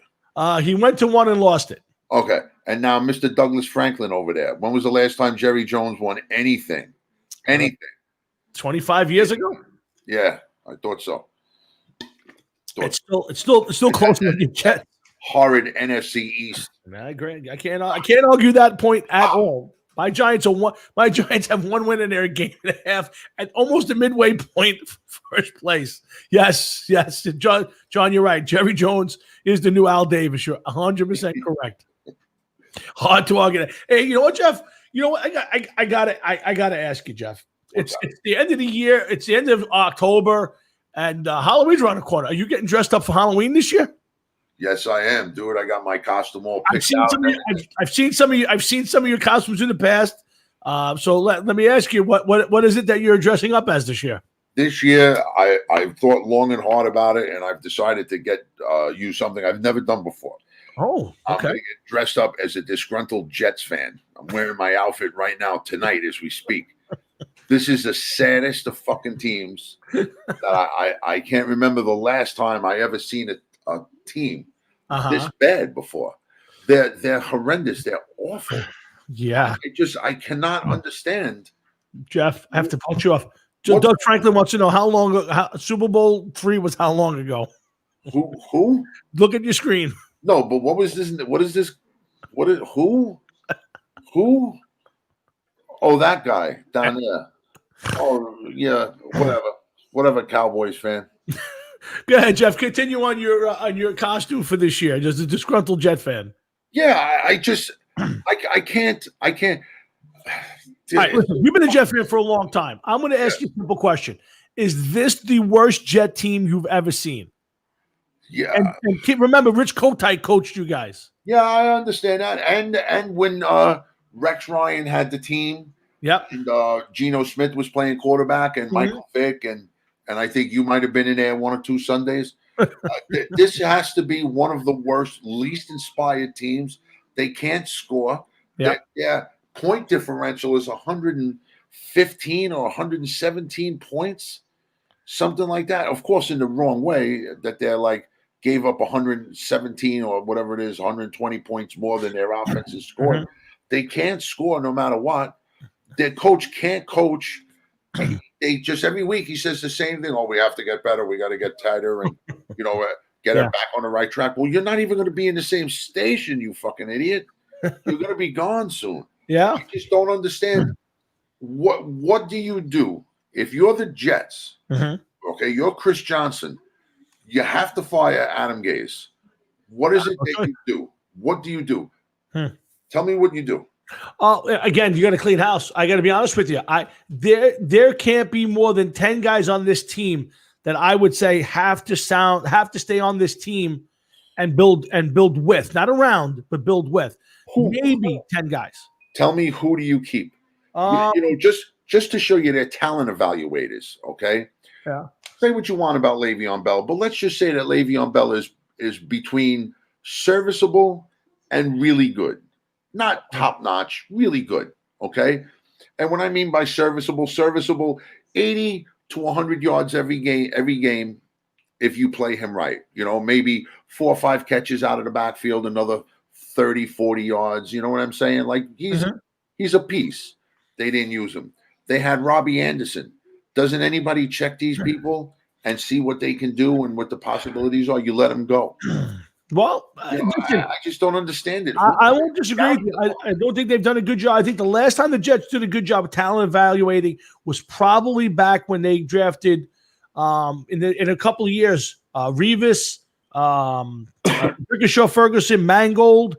That was probably the last time I could say the Jets did a seriously decent job drafting players. On this team, Jeff, who do I keep? Mosley. I guess I'm down on Mosley for not playing this year, but listen. I'll hold on to him. One at a time. Let's go, because you just mentioned players, and this needs, we can't get too far ahead of ourselves with this one. Okay. You say keep Mosley. Okay. I could understand that to a point. I could agree with you with that to a point. He hasn't played football now. It'll be 2 years. I agree with that. Okay. Yeah. So 2 years of rust. How long is that going to take to shake off? What kind of shape is he going to be in when he comes back? Do you even want to deal? Matter of fact, why not try to trade this fucking guy? Well, that might be. Listen, Jeff, you're talking about it again. I hate to say this, but you're talking about a serious changeover. When this season ends, there isn't a guy on that roster who is safe. The only person in that organization right now, other than the owners, who is safe is Joe Douglas. And I have to tell you, if I am the Jets, I have to take a serious thought. Is Joe Douglas my long-term answer? And I'll only say this why. Because if he comes in and you allow him to build this team, and 2 years from now they're not good, you better have a serious thought that Joe Douglas is your guy. Otherwise, now's the time to make the change. Listen, totally wrong. Totally wrong, because you can't go by anything he did last year. It all starts, he's on the clock from this year. He didn't get to sign any free agents or draft who he wanted. It all started this year. That's one thing. Second of all, the Jets ownership allows the coach to not report to the general manager, but to report to the owner. So it's handcuffing the general manager. Adam Gates, okay, as bad as he's been, wanted this fucking guy Bell gone. He got his way. Yeah, absolutely. No, absolutely. You guys should be out the fucking door. Well, let me ask you this question, Joe Jeff. Here's why here's my problem with that, though. If you're Joe Douglas and you're Chris Johnson and you're saying we're going to get rid of Adam Gase at the end of the year, okay? We're going to get rid of him. Why do you trade Le'Veon Bell for next to nothing? Next to nothing. So what do you mean trade Le'Veon Bell for next to nothing? They released him. Sorry, they released him. I forgot. Right. Okay, so even more reason. So now here you are. You're going to fire this coach. We all know he's gone. I don't care if they run the table the rest of the year. This guy's got to be gone. Why do you allow him to force you basically to release this guy if you're going to get rid of him? If you're Joe Douglas and you believe in Le'Veon Bell and you're Chris Johnson, why would you do that? Well, first of all, Chris Johnson did not sign Bell. Okay, that so he was not a Douglas signing. That's one thing. Second of all, you're 100% right, because we've had this conversation several times about Landon Collins. How the Giants just let him walk for nothing. I agree, 100%. It got to the point where, you know what, the NFL knew, the rest of the NFL knew a few things which are common knowledge. One, they signed him to a contract and a half, okay, which he shouldn't have been signed to. It was a lot of money. Two, they knew that the Jets were going to be paying for him anyway. Three, why trade anything for him when you could just sit back and wait and they're going to let him loose? Yeah. Okay. And then once they let him loose, well, what are we gonna sign him for? We could sign him for anything. Yeah. You could give him a bullshit deal because he's already getting paid. You know what I mean? So he's already agreed to this money. You can almost turn around and sign him for the veterans minimum. Probably. I don't know what he's making in Kansas City, but I'm sure he's not making $10 million a year. I know that much. Yeah, no. Again, so in your book, you're okay moving forward with Joe Douglas for the next 3 to 4 years, because if you're not ready for that, then you got to get rid of him. But okay, and with everything else that they've done, okay, in the last couple of years, I have no problem with that. He's learned from better stock than the people that we've previously had here. Who was the last good general manager we had? What was it? Fucking that guy, Tannenbaum? Yeah. Probably, yeah. Was there? Tannenbaum's teams with the 2 AFC championship games. You got to say that at least he did a decent job. So, I mean, he was the last one. Itzig? Are you fucking kidding me? Oh no, Itzik was a horror. Here's the thing. I'll just say this: this Jet team needs to be broken down. I mean, I can't tell you more than there can't be 5 guys on this team that I would say should stay. Well, who are you keeping? Who are you keeping? Maybe you got to keep Mims. He hasn't even been on the field yet. You used a high draft pick on him, so Mims is staying. He played one game. He didn't do bad in the one game, but he didn't. Yeah, so Mims is staying. You're probably going to wind up keeping Mosley. The kid, the safety, what's his name? I know who you're talking about. I can't remember his name. May? Yeah, May. Marcus May. Yeah, him. Yeah, I could say stay. You're going to keep May. So yeah. So I mean, that's just 3 guys off the top of my head. I'm guessing you're going to keep Becton, the tackle. You're going to keep him. So you're going to keep. No, I agree. Listen, I agree with you. I'm saying is now you're going to break this down. Now, if I'm the Jets, here's the question mark, and I won't spend too much time on the Jets. There's a lot of stuff to get to tonight, but if you're the Jets, you have to get this coaching pick right. You can't. This is the most important, and I'll tell you why. Because you haven't won it forever. You've been bad for us for a long time. You can't miss on this one. So do you go establish coach, a guy who's at least had a track record out there? Do you go to the next offensive assistant, the next assistant in the league? Or do you go college coach, Jeff? Do you go? Here's one for you. Do you go for Dabo? Try to go get Dabo Sweeney out of Clemson and hope you could sign Trevor. If you're bad enough and you get Trevor Lawrence. Well, listen, Trevor Lawrence already made it seem like he ain't coming into the NFL, not this year. Well, so that's great news to find out. And to tell you the truth, I don't know. What about Harbaugh? Do they go after him like you spoke about? Yeah, I think that's the guy. If you're the Jets, and I like Bieniemy, I think I worry about the offensive system who doesn't even call plays on his team. They share it. You know what I'm saying? That scares me a little bit. Look, you got Adam Gase, who's an offensive guru. Yeah. Offensive guru. He's a fucking offensive guru. Meanwhile, the only thing offensive about Adam Gase is Adam Gase. Yeah. As far as I'm concerned. Guy, I wouldn't, please, if he was my son's, and I don't even have a son, but if he was my son's high school football coach, I'd be like, what the fuck is this guy doing? You got to be kidding me. This guy is horrendous. Yeah, it's very true. Hard Rocket Sports, Jeff and Tom talking football, talking Jets here on a Thursday night, October 29th. Next week, Tommy John returns to the show. That's right. Tommy John returns to the Hard Rocket Sports show. Video. Tommy John will be on video this time. Oh, wow. That's going to be cool, man. Yes. So, everybody get ready. The last time we had Tommy on, he had a couple of very good comments at the end of the thing. And hopefully we'll be celebrating a Donald Trump victory. Tommy's a big fan and I think a friend of Donald Trump. So it'll be even more fun. But come on back next Thursday night when Jeff and I have some fun with Tommy John. Jeff, here's the thing. We'll wrap this up with the Jets. For me, this will be my last comment. This is important for the Jets. I mean, I think it's time. It's almost like the Will Ponds with the Mets where you or Dolan with the Knicks where you say maybe it's ownership. Maybe ownership needs to move on and let somebody else go. That doesn't guarantee anything, but for the last 50 years? No, definitely not. They have not owned the team for the last 50 years, but again, you kind of got to start at some point saying, you got to start saying that you tried different general managers, you tried different coaches, you've had how many different quarterbacks, and none of it's worked. The one common denominator for the last 30 years has been the Johnsons. It's been the green fucking uniforms. They need to get a whole new makeover. That's for damn sure. Yes, they do need a new makeover. I'm not crazy about the uniforms either. No. So, but hey, Jeff, let's get off to football for a minute and talk about the World Series. And I know you're not big on the game itself, but I want to talk a little about the 5150. What's? Yeah, no, not yet, Jeff, not yet. What are we waiting for? Not me. It's them, not me. Was the what was the? I don't know. It seems like there's a high demand. Hey, we'll take these with you.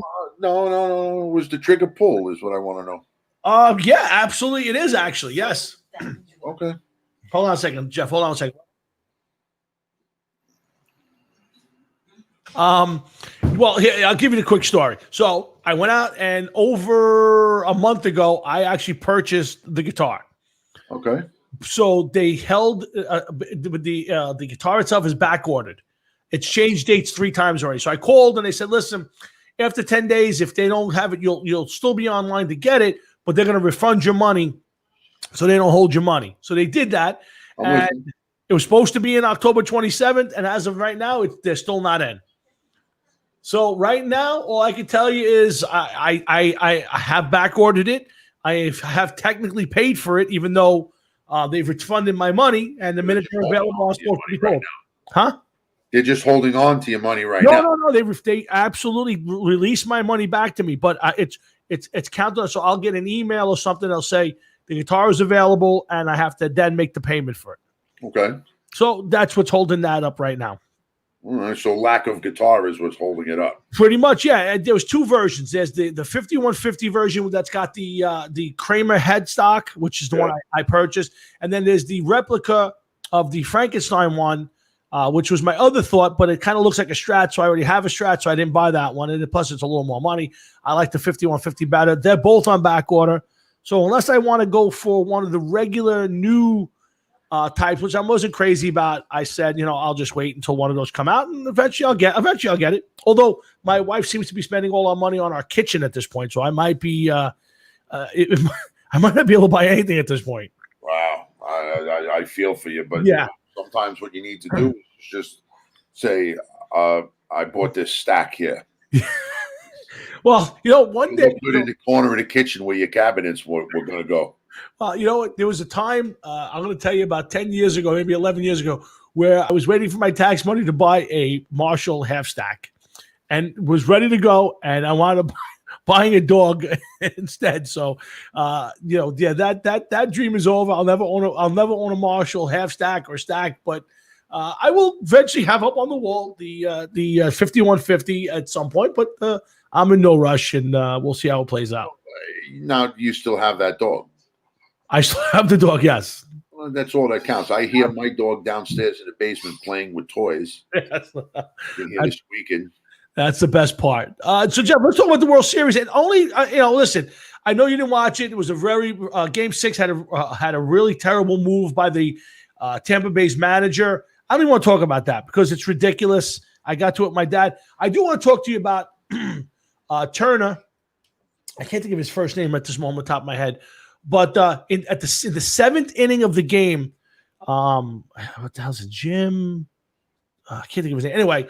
With the red hair? Yeah, he gets pulled literally out of the dugout because one of his tests prior to the game finally came back positive for COVID, and he was literally pulled off the field and had to be quarantined at that moment, which I think is ridiculous to begin with. Why? If you tested the guy and you didn't have an answer for why was he allowed to play.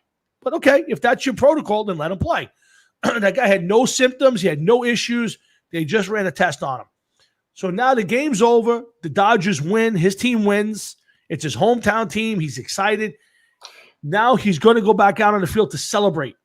And Major League Baseball security literally had was their only other option was to stun gun him or shoot him to keep him on the field. And he basically said, screw you. He went out there and he celebrated with his teammates. He kissed his wife. All after testing positive. Now, we don't know if it was a false positive, a real positive. There's been so many false positives. My head spins. Yeah. My question to you is, should Major League Baseball have allowed him to play? Once he was found to be positive, should they have forced him to leave the building? Should they have forced him to not go on the field? Should they have just left it alone? What is your thought on how this was handled? It's a sticky situation simply because, like you said, there's been so many false positives. So it's like, what do you do? How do you handle that? If all of a sudden you're looking at a guy that, got tested and they're saying, okay, he has the virus. But now just with Nick Saban, one day he was positive, the next 3 days in a row, he's passing the test. He's got negative. So maybe what they should have done was say, listen, we're going to take another test. I don't know how they do it, but shouldn't these people have been on hand because it was the World Series? You know that they got the money to pay for this. Yeah. Say, listen, we're going to pull him out of the game. We're making special provision, take him out of the game, test him, put him back in the game if he comes back negative. If he comes back positive, he has to be escorted out or whatever. But, you know, if he went out, I know that he didn't have the mask on or whatever, but if they turned around and told him, listen, you want to go out for a picture, you go out for the picture, but you got to have a mask on. Do you take the mask off? Well, then I guess we're going to have to suspend you 25 games next year. But now here's the thing. He's a 36-year-old free agent, I believe. I believe so, yeah. What I read. So, you know what? At 36 years old, maybe he don't have that luxury of playing next year. Maybe nobody's going to want him next year. Yeah, maybe he don't want to play next year. Yeah. You know what I mean? And as far as kissing his wife, dude, we had the coronavirus. I slept in a bed with my wife the whole entire time that we each had it. Yeah, me too. You know what I mean? So it's like, you know, what are you going to do? We are if I have the germs, you're getting them too. That's all there is to it. Not because I want to give them to you, right? Because we live in close quarters and everything. That it's inevitable. You're going to get them one way or another anyhow. Yeah. Let me ask you a question. Should he have been allowed to be out there on the field? Should he have not been allowed out there? They're investigating. They want to suspend them. They want. You know, they literally want to put him up in front of a firing squad and shoot him at this point. What's your thought? He should have done what he was directed to do. Okay? Because in all actuality, you're putting your teammates at jeopardy. Without a doubt, you're putting their families at jeopardy. You're putting anybody else that was in that building and on the field in jeopardy too. But if they didn't test him, or that results didn't come into the next day, the results would have been the same. He would have played the whole game. He would have celebrated with his teammates. He would have kissed his wife. Maybe he would have kissed his kids if they were there. Who the fuck knows? He would have had contact with God knows how many people. So the only difference is that you know that he had tested positive while all of this was going on. Right. Did his teammates turn around and shun him and tell him to go away? And I didn't see the celebration. So if his teammates didn't have a problem with it, so what are you going to do? What can you do? No, I agree with that. Whole 100%. Guys, Hard Rocket Sports, 347-826-9934. Make sure you check us out. Tommy John next week. I forgot about that when I said we had no guest book. Tommy John's next week. And again, we got hardrocketsports.com and Facebook and YouTube. Check out the show and make sure you support so Jeff and I can do this for a living and stop playing around with our day jobs. Although Jeff likes his boss, the bozo. I just got bad news about my job today. What'd you find out? That it doesn't look like there's going to be a fucking buyout. That New York City got a $5 billion bailout. Is that true? I didn't hear that. No. Then God, I hope that it's not true because I did not hear. But I didn't hear much in the way of news today. Other than there was a huge economy news today. It was real good economy news today. So I didn't hear anything else. That's all about to change anyway. So don't worry about it. Wow, I don't know. Again, closing down France, Germany, or whatever it is, places in Europe. And again, I don't expect that to happen here, but places here now. Hey, before I got one more question on the Jets for you. Before I forget, if you were the Jets and the trading deadline is I think Monday or Tuesday. I think it's Tuesday. Would you actively try to trade Sam Darnold right now? Would you basically call it into the season? They're 0-6, 0-7, whatever it is. The season's over. So why not? Okay, so you would officially give up on Sam Darnold and make the trade if you could. It's not that I'm officially giving up on Sam Darnold. What I'm doing is officially trying to secure as many draft picks as I can. Okay? Matter of fact, the Jets have been doing a great job of securing draft picks, 6th and 7th round draft picks. We are going to, if we kill it at the end of the drafts, forget it. This team could be in the fucking Super Bowl next year. Because they have about 17 6-rounders and about 13 7th-rounders. Now, they haven't hit on a first-rounder in I don't know how long. Wow, we hopefully Becton hits. Yeah. So what the fuck are they going to do with all these 6-rounders? Sure. You know, though, here's the thing. I always say this. I think it's a bigger accomplishment when you hit on a guy who is in the 5th, 6th, or 7th round than you hit on the guy in the 1st or 2nd round. Well, the 1st and 2nd round guys should make it. Of course. Okay. But I mean, we've seen them in the last couple of years draft guys second and third round guys, and they never even made it out of fucking mini camp. No, agreed. They make it out of the preseason, and they will let go. Mhm. It's come on. What more could you ask for with the Jets? It's just a joke. Nope, They're agreed, a agreed. horrible team. Agreed, huh? Can't argue a bit. Hey, let's switch to a little music topic, and then want to go around the football league. And I do want to get to that topic you brought up earlier with Brady and Belichick. I think that's one of the most interesting stories of this season so far. But let me talk to you about the Van Halen rumor. Obviously Eddie passed, and we talked about it a little bit with Westlake, and I know that the Rock and Roll Hall of Fame is supposed to be doing a big tribute to him. They're getting a bunch of guitar players to play a bunch of his stuff for that show, which I think is basically going to be an all. Again, nobody will be there live. It'll just be stream. People will be out wherever they are. But let me ask you this, Jeff.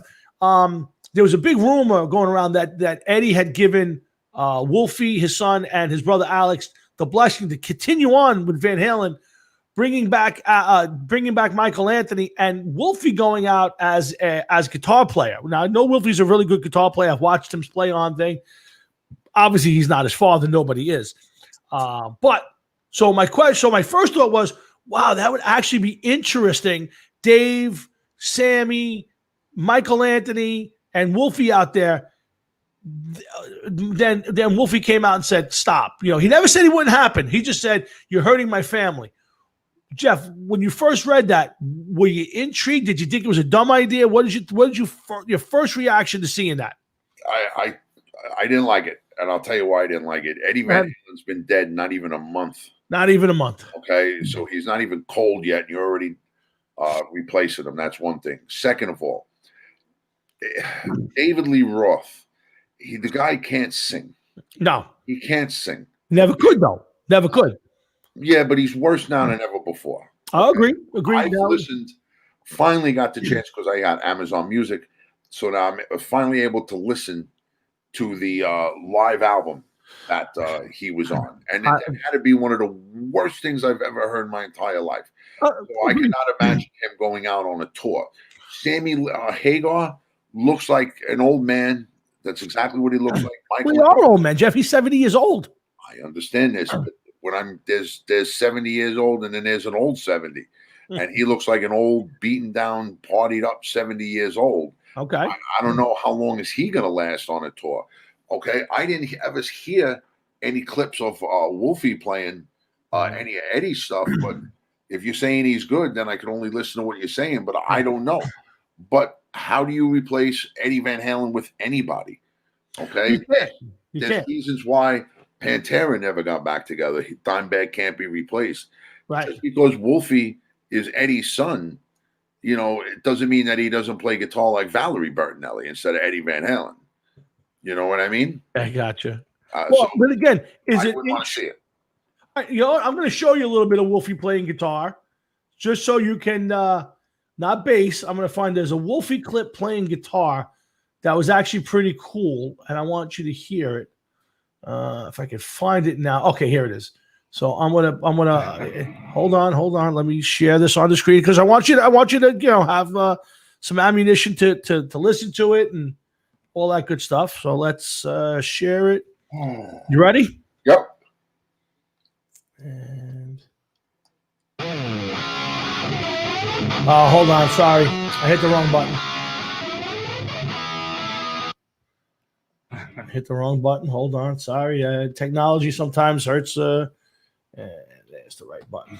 Okay, here it comes. Give me a classic there, buddy. Two differently, so I'm not sure where I'm supposed to play it.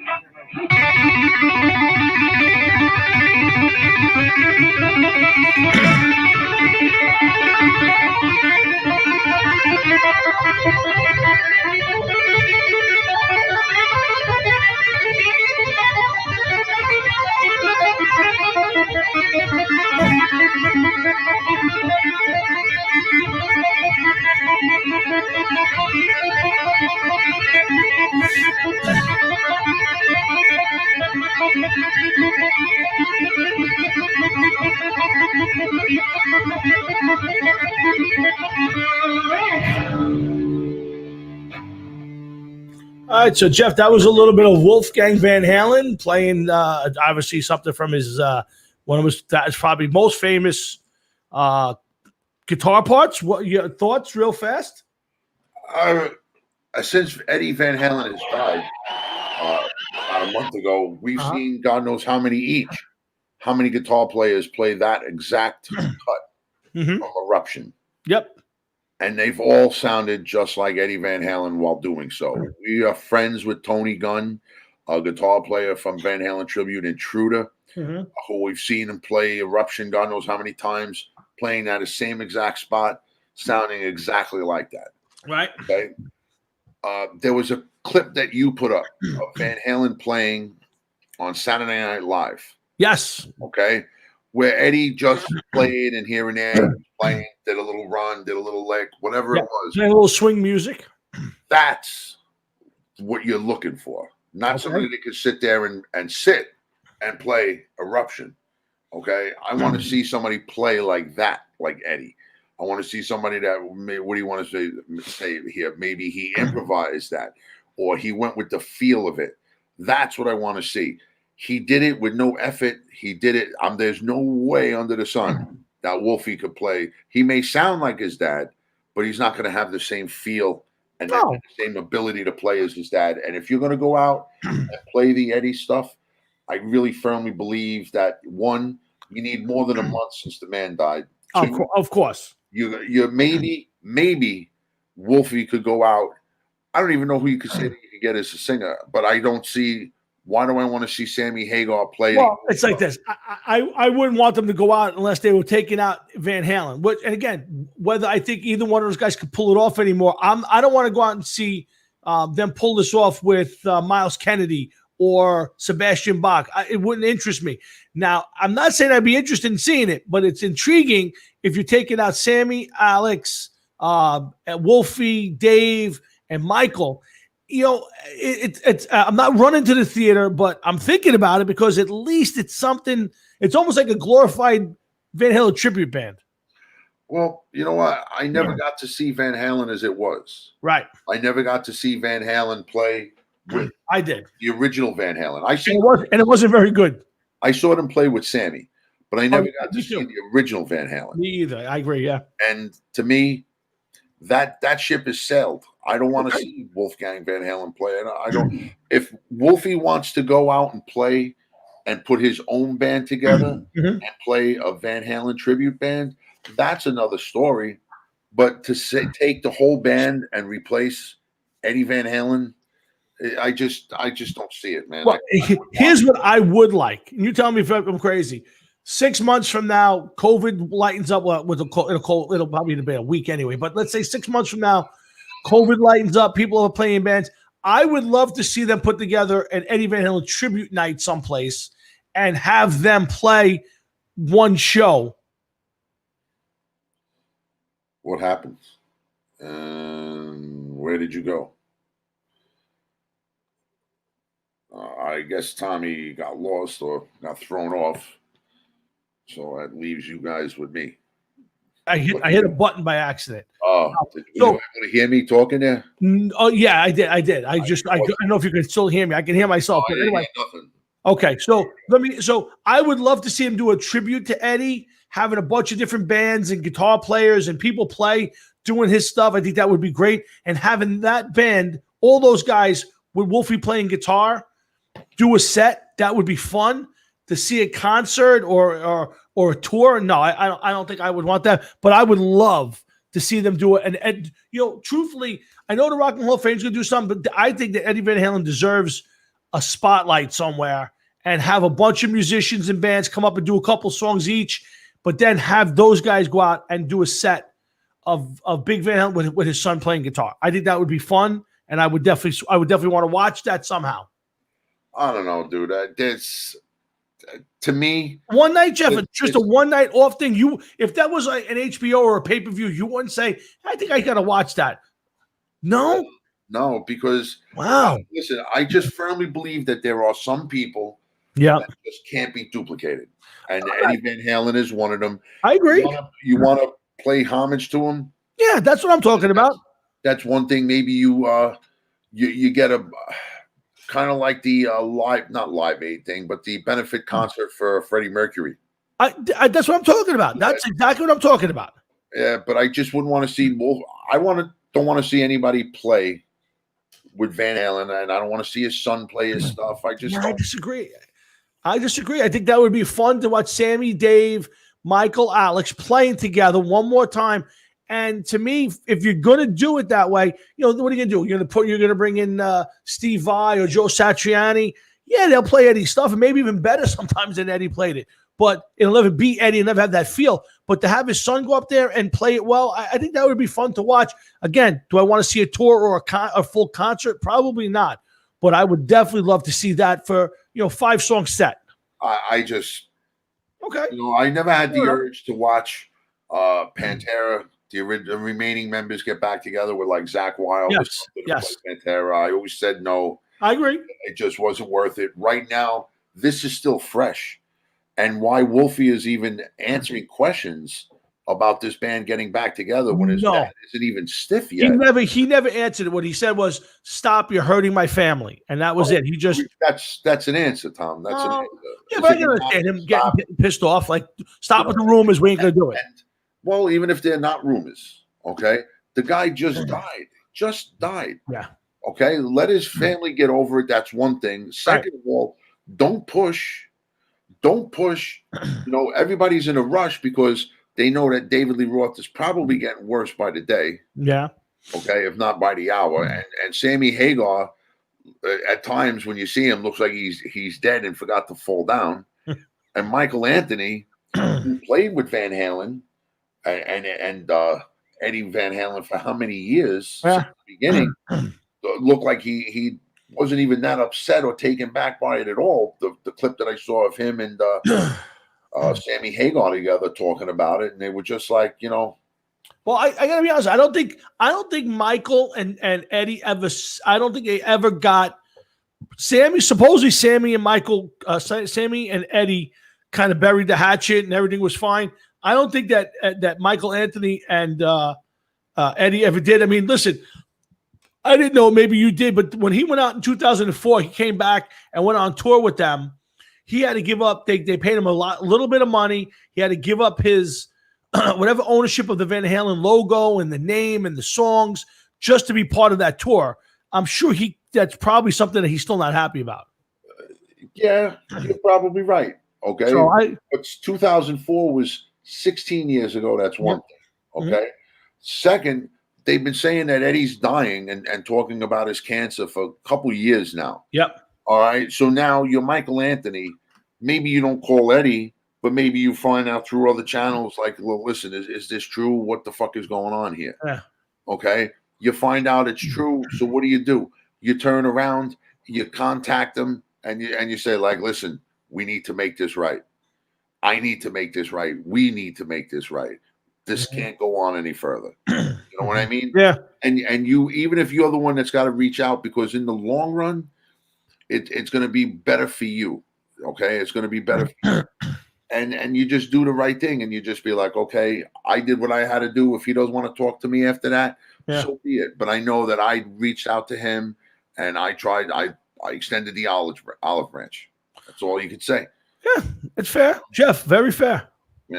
I understand that a lot of these guys don't do stuff like that, and that's fine. I can understand that, but sometimes you just got to be the one that takes it to the next level, and that's one of them could have done it. And if Eddie Van Halen was as sick as they say for as long as he was, as they say, well, then it should have been Michael Anthony. That's like, come on, we were brothers at one time, and we need to be back there again, especially at this point in time.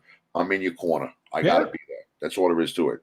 And if you don't want me, I'm still going to be there until you do want me. That's it. And if Eddie Van Halen made up with Sammy Hagar, I'm sure that they could have fucking buried the hatchet with Michael Anthony if it didn't happen. Yeah, no, listen, I agree with you. I'm just, like I said, when you mentioned that he didn't look like he was all that broken up about it, I didn't see the clip. I have no idea what it was, but it's possible they never made up, and he still harbors some sort of grudge on the situation. And not for nothing, Michael Anthony, okay, Yeah, he plays with Chickenfoot now and Sammy Hagar, whatever it is that they're doing.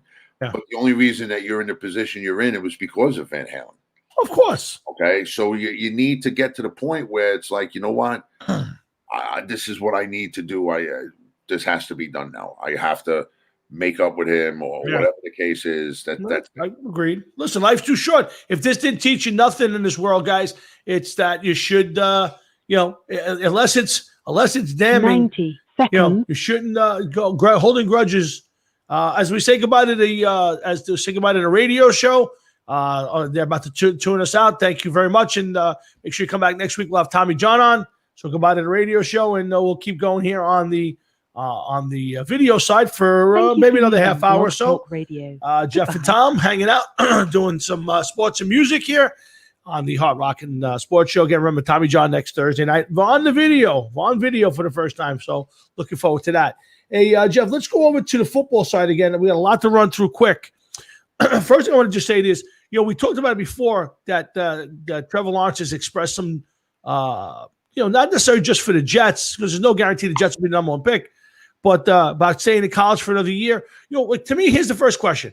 First off, does it really matter whether you get on the worst team this year or the worst team next year? What's the difference? Is it maybe you get on a better franchise, or what is his theory on that? It's got to be that. It's got to be because of the franchise. He's got to be thinking to himself, like, do I really want to be part of this franchise? I mean, let's face it. You're 100% right. Does it really matter? I don't understand at Trevor Lawrence at your age. Okay, you're going to walk into the league. You're going to be a millionaire as soon as you put your name down on the dotted line. That's one thing. Okay. Second of all, as soon as you sign, the clock is on. Okay, you play your 3 years on your rookie deal or whatever it is, 3-4 years, then you get to renegotiate. Yeah, you know what I mean? As soon as possible, as long as you're doing the right thing and doing what you can. It just makes total sense. Look at what Kyler Murray's doing. Look at what that kid Herbert's doing in San Diego. Tua is just going to get going and get started. A couple other young quarterbacks. Sam Darnold is not showing that. He's not doing it. Yeah. Mm-hmm. Okay. So you're going to be able to come. You're known as a generational talent. Meanwhile, you haven't even stepped foot on an NFL playing field as of yet. Yeah. And already the hype is there for you. If you come to New York, you come into the media capital of the world. Mm-hmm. The possible deals that you're going to get for not even being on the field. Yeah. You don't know. Why are you going to take your time? Why are you going to take a chance and go play college football for another year? All you got to do is get hit in the knee the wrong place, land on a shoulder the wrong way. That's it. Look at what Tua. You know how much more money Tua would have gotten? Oh, absolutely. Where he would have been drafted. Absolutely. And everything. Paid for Jalen Hurts. Absolutely. Yeah, you're right. 100%. There's no doubt. That's why I say, does it make sense if you're Trevor Lawrence? You could easily wind up next year on the Jaguars. You could easily wind up on another bad franchise or on a franchise like the Texans who are spinning downward. This year maybe it's the Jets. Maybe are the Jets the worst team in football right now? Probably not by much, but they're probably the worst team in football. They're the worst team in football. Who's worse? Okay. Who's worse? No, I again, just based on forget about the record end of it. I think the Jets are the worst because they got a dead man walking as coach. They probably have seen the last of Sam Darnold as a Jet next year. I'd be shocked if he's back, especially if they got the number one pick in the draft. So it's hard to argue that. But what is there a guarantee the Jets won't be the worst team in football next year, or that what if the Detroit Lions are the worst team in football next year? We got breaking news for you. What's the breaking news? Trevor Lawrence has tested positive for COVID, out versus Boston College. That's not gonna. They're gonna win that game, but that's big news. Okay, and there's a guy who went out of his way to try to get the season play, Jeff. Yeah. Now, just real quick, you're saying about the Jets. The Jets are 0-7. Okay, 0-4 at home, 0-3 on the road, 0-3 in their division, 0-5 in their conference. Losers of 7 straight, 118 difference in points. They scored 85 points, giving up 203 points. Mm-hmm. Okay. The next closest team that I could find real quick, scouring real quick, I believe is the Dallas Cowboys at minus 67. The Cowboys have actually given up more points than the Jets. Okay, but they've also scored more points. But the Jets are just so sad. They've only scored 85 points. I'm trying to look, and it looks, before I say, they are the only team right now in the NFL that has not cracked 100 points for the season. Wow, it's scary. Okay, 100 points for the season. Yeah, that is bad. absolutely. There's no doubt. There's no doubt in my mind that that's terrible. And we're going to run through the league, and I want to go through the power rankings and all that. But Jeff, to bring this, my only thought is this: there's no guarantee that Trevor Lawrence will wind up in a better spot next year. What's the worst thing if you wind up in New York City on a football team that if you ever did resurrect the Jets and get them to be a winning franchise, how incredible would that be? So to me, if you're Trevor Lawrence, you could say whatever you want. At the end of the day, I think his best bet is to come out this year, not take the chance on getting hurt, and play for the New York Football Jets. Listen, I would. I mean, unless there's a reason why you hate this team. Your grandfather was a Baltimore Colt fan, and it would kill him if you played for the Jets because he was the biggest Baltimore Colt fan in 1969.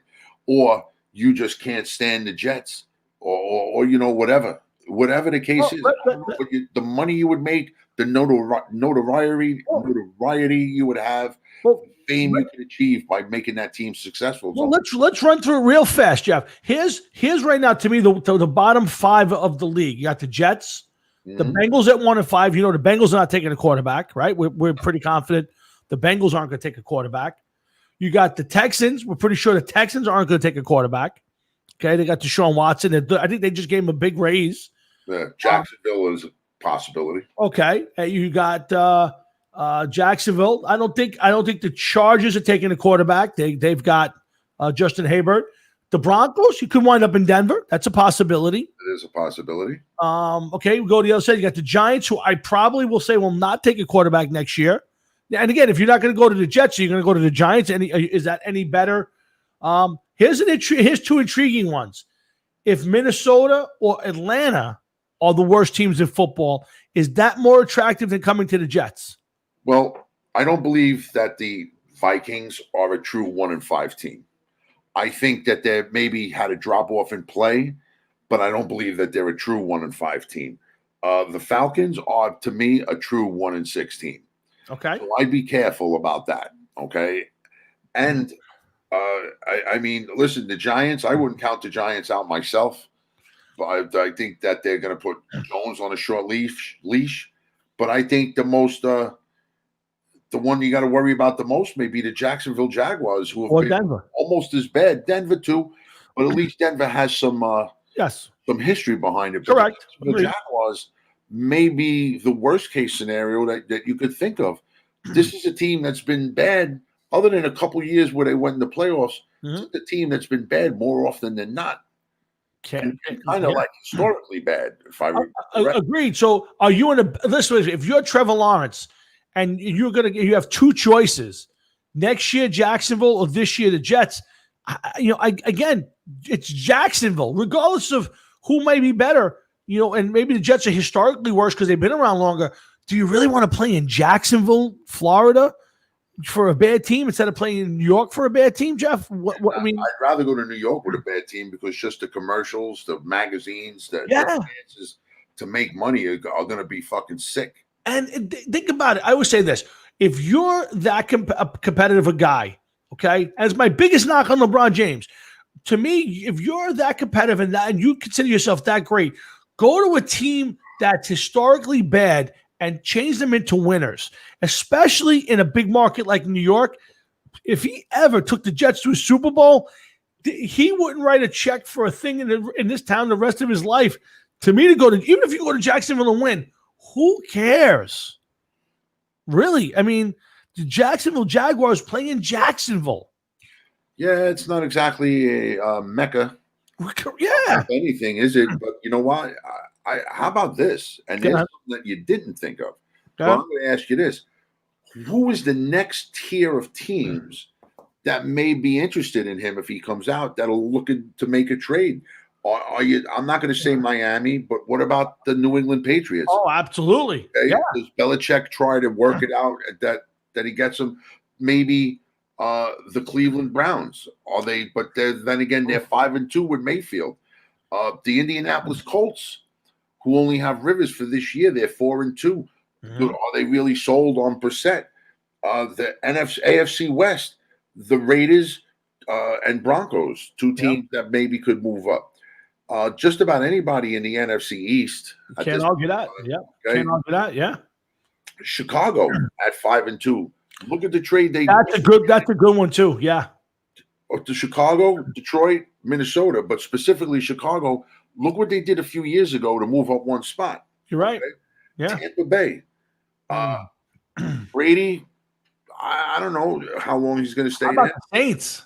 The Saints, I think I was just going to say the only team in that division that seems to have a quarterback of the future on their roster, to me, are the Carolina Panthers and Teddy Bridgewater.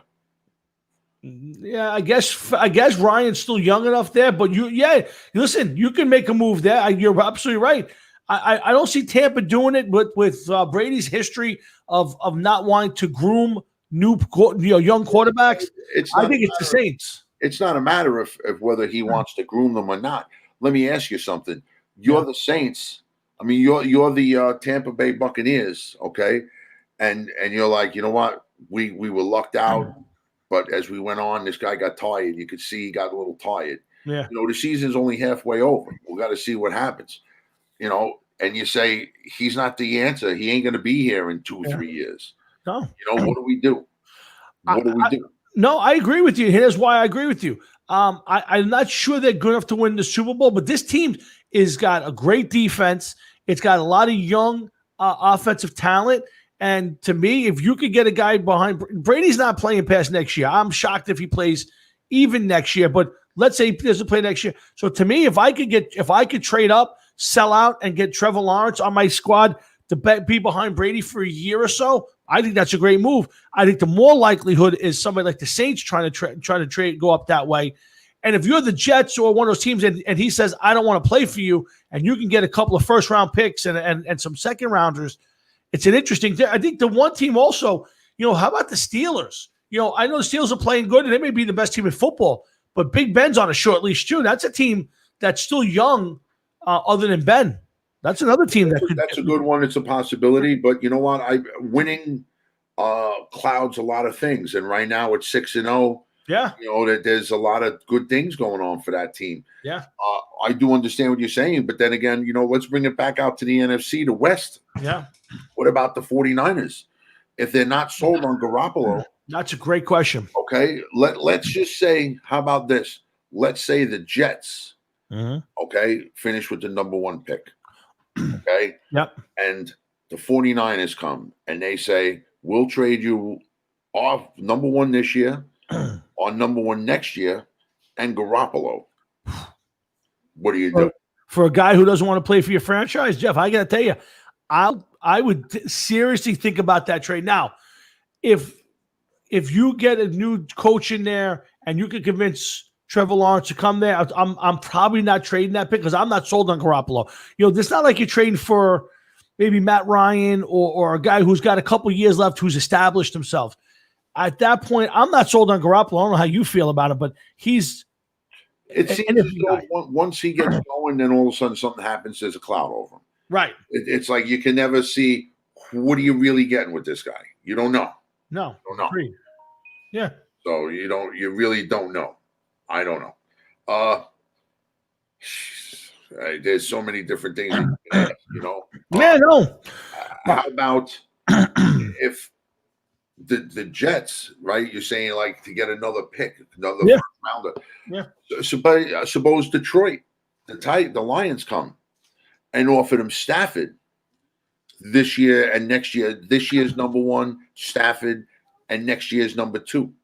Or if you're the Jets, even better yet, do you draft Trevor Lawrence, and then see who you could trade and what you could get for him? That's also a great possibility. Again, I'm not looking for Stafford or Ryan.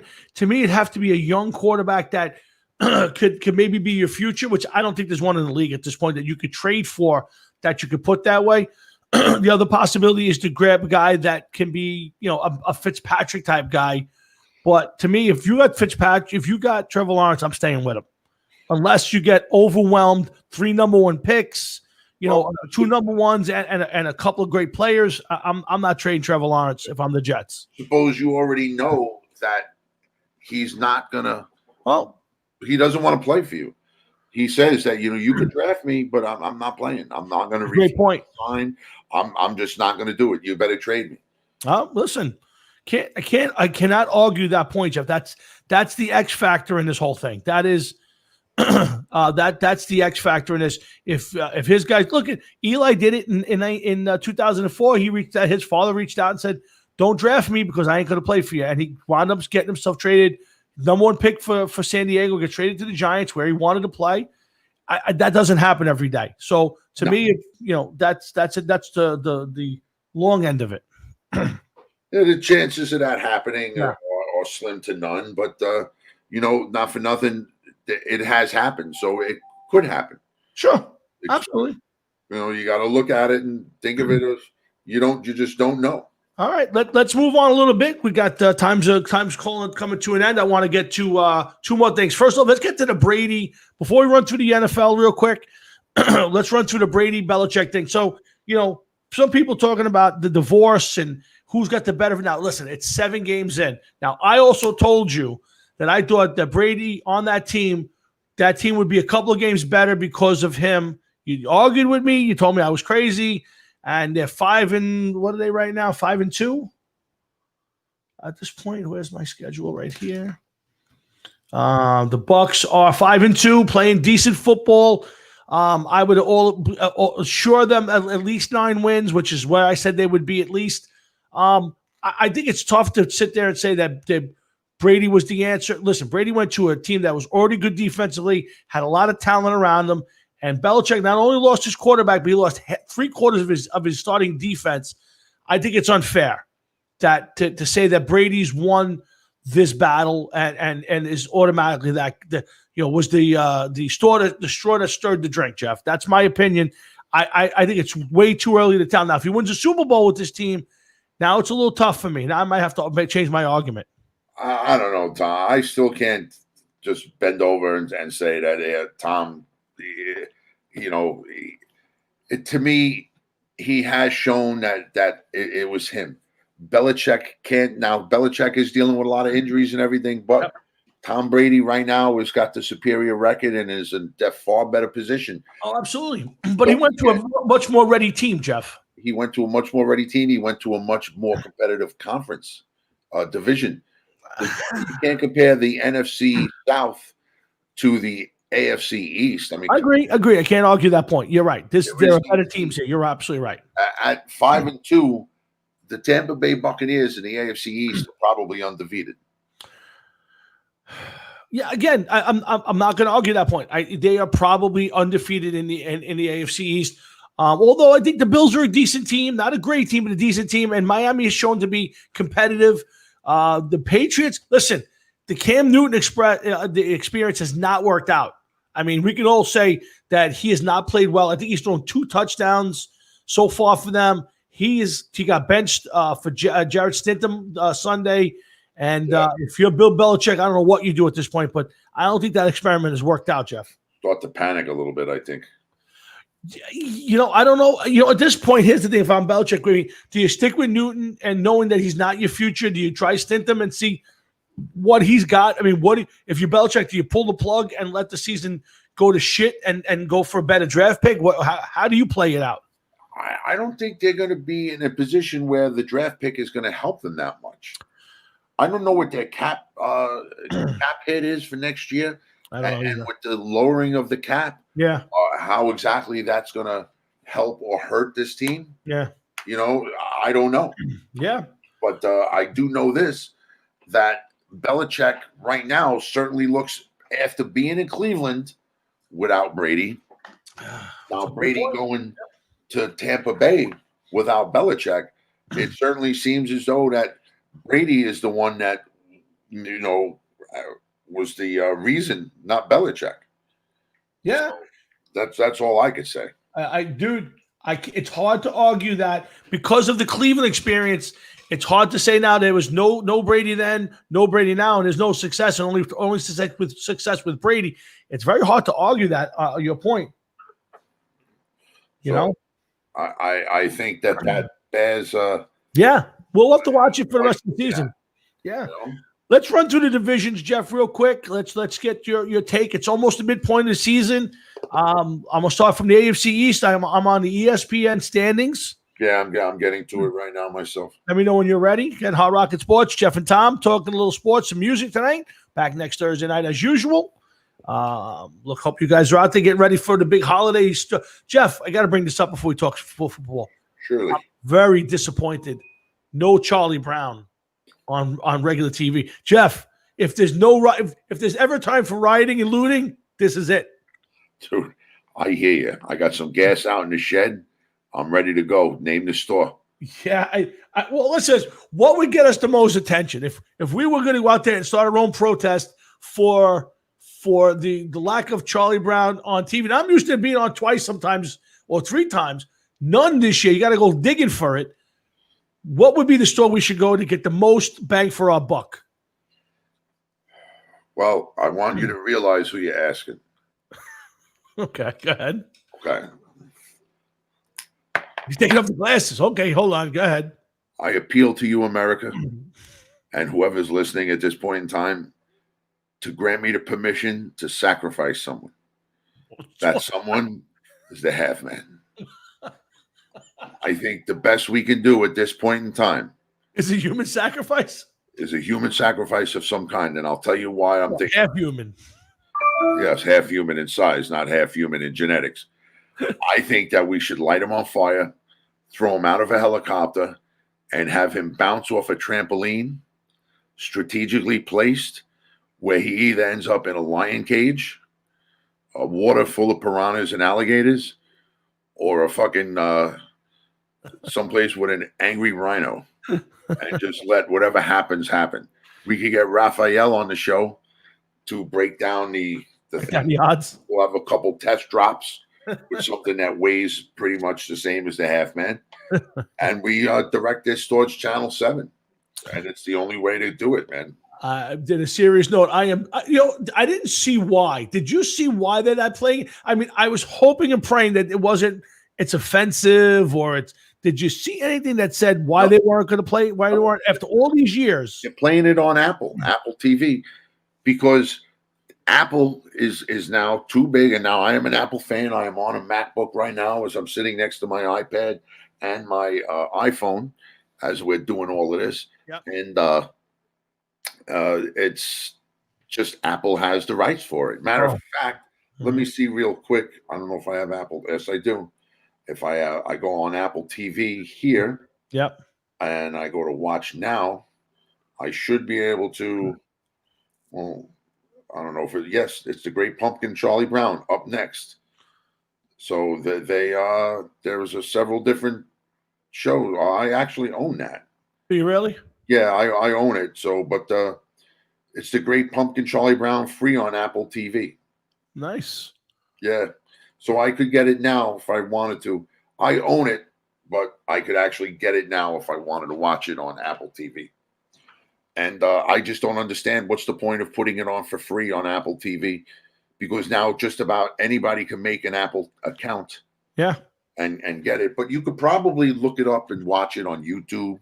Yeah, of course. But there's something special about turning on Channel 7 or Channel 2, whoever had it, and watch it like we did growing up. I don't know why it is. I've DVR'd it. I probably have it still on my DVR someplace. But there's nothing like tuning in on a Friday night and watching Peanuts and then Rudolph the Red-Nosed Reindeer and then, Frosty the Snowman. It just reminds me of my childhood. Yes, and tomorrow night here at my house, okay, I got it right on the MacBook. I'm going to hook this fucker right up to the TV. Yep. I got a pumpkin ready to chop up tomorrow, and we're going to do all of that tomorrow. Nice. Yeah. I'm really looking forward to the holidays this year. I promised myself I'm going to kick off the holidays as early as I possibly can. I know that in my car, the Christmas music starts very soon. I think next week. So if you're driving next to me on the highway, you'll be listening to a lot of Christmas music. keep up. I got to run into the other room real quick. All right, good. So, guys, we're talking. I'll talk a little Yankees real fast. Yankees do not sign anybody other than I think you got to bring back Tanaka, get him at a good price. Davy Garcia, Jordan Montgomery, King, and Garrett Cole. As you're starting to get rid of Sanchez, go get a real catcher. Doesn't have to hit. Got to play defense. I think it's extremely important. Allows your pitchers to pitch low in the strike zone. Yankees got to make some moves. The Mets are screwed if de Blasio gets in the middle of it. We're screwed. He's the most corrupt politician going since the Tammany Hall guys. So God, poor Met fans. But I think the Mets are going to be head first into this. And if you're a Met fan, I think at the very least you're going to see. I think you might see Trevor Bauer. You may see Romolto. You may see 2 or 3 big signings. I think Cohen's got to come in if he gets the team and throw shit against the wall. And at the very least, look like he's competitive. But the Mets need to break down their starting rotation and start from scratch. Mats has got to go. Forget about Waka and the other guy they picked up this year. Waka and I can't think of the guy's name. Throw those guys out the door. You want to get rid of Mats, or maybe you'll put Mats in the bullpen. But I trade Mats. I think he needs to change the season. The Sonny Gray of the Mets, and maybe get Syndergaard back at some point. But listen, the guy's been hurt forever. I think the Mets have to move on and redo that rotation, and we'll get more into baseball next week. So Jeff's back. Jeff, let's run through the league. One question real quick. When just to get off this subject real quick, you said about listening to Christmas music. Sure. When is the acceptable date for you to focus the attention on Christmas? November 1st. November 1st. The only reason I'm asking is because I asked my wife. Yeah. When is the earliest possible date that I could send my Christmas list? Okay. This year. Okay. Because I am still at my age, still make a Christmas list and give it to my wife. I think you can. I think the earlier the better, especially with your Christmas list, which I'm sure has 4 or 5 different basses, amps, and everything else. No, I don't think I could keep a wife and get any more bass stuff this year. I've bought 3 basses during the pandemic. Think about that one. 3. Yes, that's a good track record for this year, Jeff. I have to tell you. Yeah. Oh yeah, and that's 4 within the last year. Nice. Yeah. Nice. That's good for you. But no, listen, I think November 1st to me, it starts the Christmas season. I want to start as early as I can. So I'm listening to Christmas music. I'm going to start my Christmas shopping by going to the malls because I'm a big fan of going to malls for Christmas. Go to the malls before they shut them down on us again. True. Absolutely. So I will do all of that. And we'll do Hard Rocket Sports Show. Probably not next week, but the week after, we'll kick into Christmas gear. Now that I have the ability for video, I will start putting up a lot of Christmas stuff. We'll do some videos, and we'll have some maybe some Christmas guests, and we'll celebrate Christmas here on the show this year. Hopefully, we'll get Santa on for the Christmas thing, or maybe a special Elf on the Shelf. Well, that would be fun to dress up our Elf on the Shelf. It would be fucking awesome. But I want you to think. How about Elf on a Bureau like that I have right behind me there? That'd be pretty cool, right? That would be very cool. That would be very cool. So, Jeff, let's run through the league. I don't have much more time, but I want to get this in because I think it's important to do. Let's run through AFC East, Jeff. Buffalo 5-2. Jeff's bringing up the rear at 0-7. Give me your take on the AFC East early this year. I was kind of surprised that New England, even though they lost some guys, I figured that they would have been a little bit more competitive. It is nice to see the Dolphins in the position that they're in to, make kind of a run at it. They're a 500 team after 6 games, but we kind of figured that Buffalo was going to be where they are and that they're going to knock the Patriots out. I'm not totally surprised in the placement in this division right now.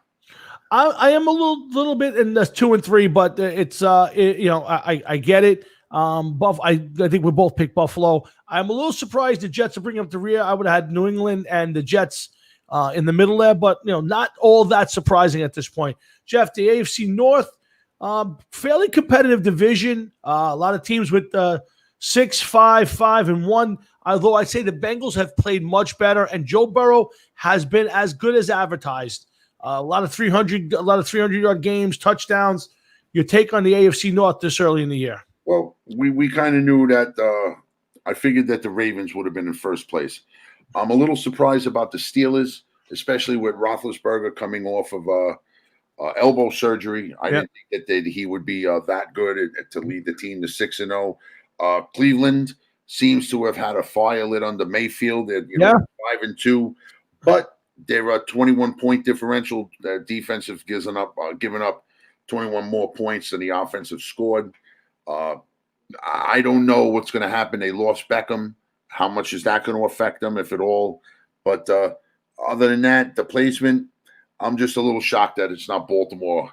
Does the other teams in the league know now how to stop Baltimore? Is that what the problem is over there? I believe so. I think it's that old thing, like it's kind of the the RG3. It's Randall Cunningham. You have that guy. He's kind of a phenom for you, and then everybody figures him out, and it goes away. I think you've seen that a little bit this year. Jeff, the AFC South. Tennessee, a little bit of a surprise, 5-1 in first place. Indianapolis, not bad, 4-2. A little surprising, the Texans at 1-6 got their coach fired, coach and GM. Not surprising based on the moves he made in the offseason. More fired, I think, because of the GM, but then the coach. And, of course, Jacksonville 1-6. A little bit of a surprise in this division. For me, I would have thought Houston would be in the lead with Tennessee kind of hovering. Your thoughts? Well, especially after the moves that O'Brien made, I could see how Houston is in the position that they are. I like saying Gardner Minshew, man.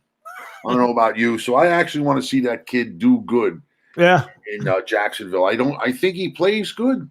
I don't think he's a terrible quarterback. I mean, he's not in the league leaders, but he's definitely not a bad quarterback as far as I'm concerned. And I don't feel as though they're giving him the chance. But I didn't figure Jacksonville would be that much better than 1-6. I figured they'd be an under 500 team, but not that bad. Yeah. The Colts, listen, if San Diego all of these years never did nothing with Rivers, what made the Colts think that they were going to do something with Rivers? So I agree. No issue with the way that Tennessee, Colts, Texans, and Jaguars. I just thought that the Texans would have done better. But let me carry it over to the West while I'm got a mouthful of air, so to speak.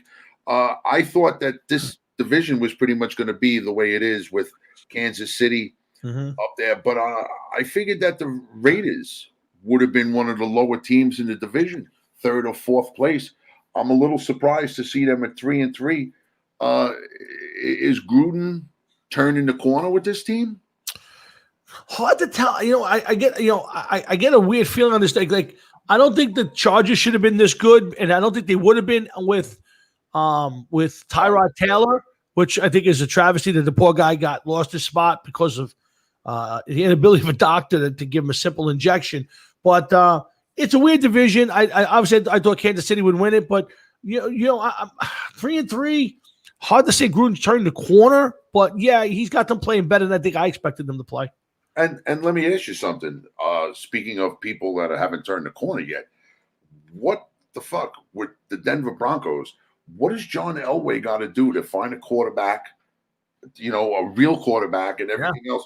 A guy like Elway, with as good as he was for as many years as he was, you think would have turned around and been able to turn around and deliver this team a quarterback. What the fuck is going on?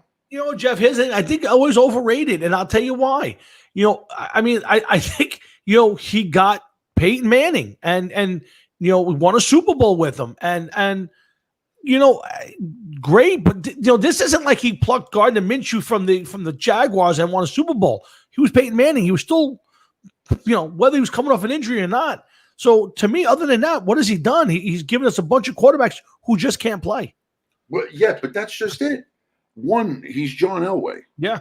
Okay, the guy knows a little something about quarterbacking. Yeah. You think that he just with his knowledge alone, that he would have turned around and said, "Listen, I'm making this my life's mission. I'm getting this team a quarterback. I can't leave and at least maybe get one that's good for a year or two, and then maybe they go down with an injury, or they good for 2 or 3 seasons, and then they just kind of wear their welcome out or go someplace else on a contract.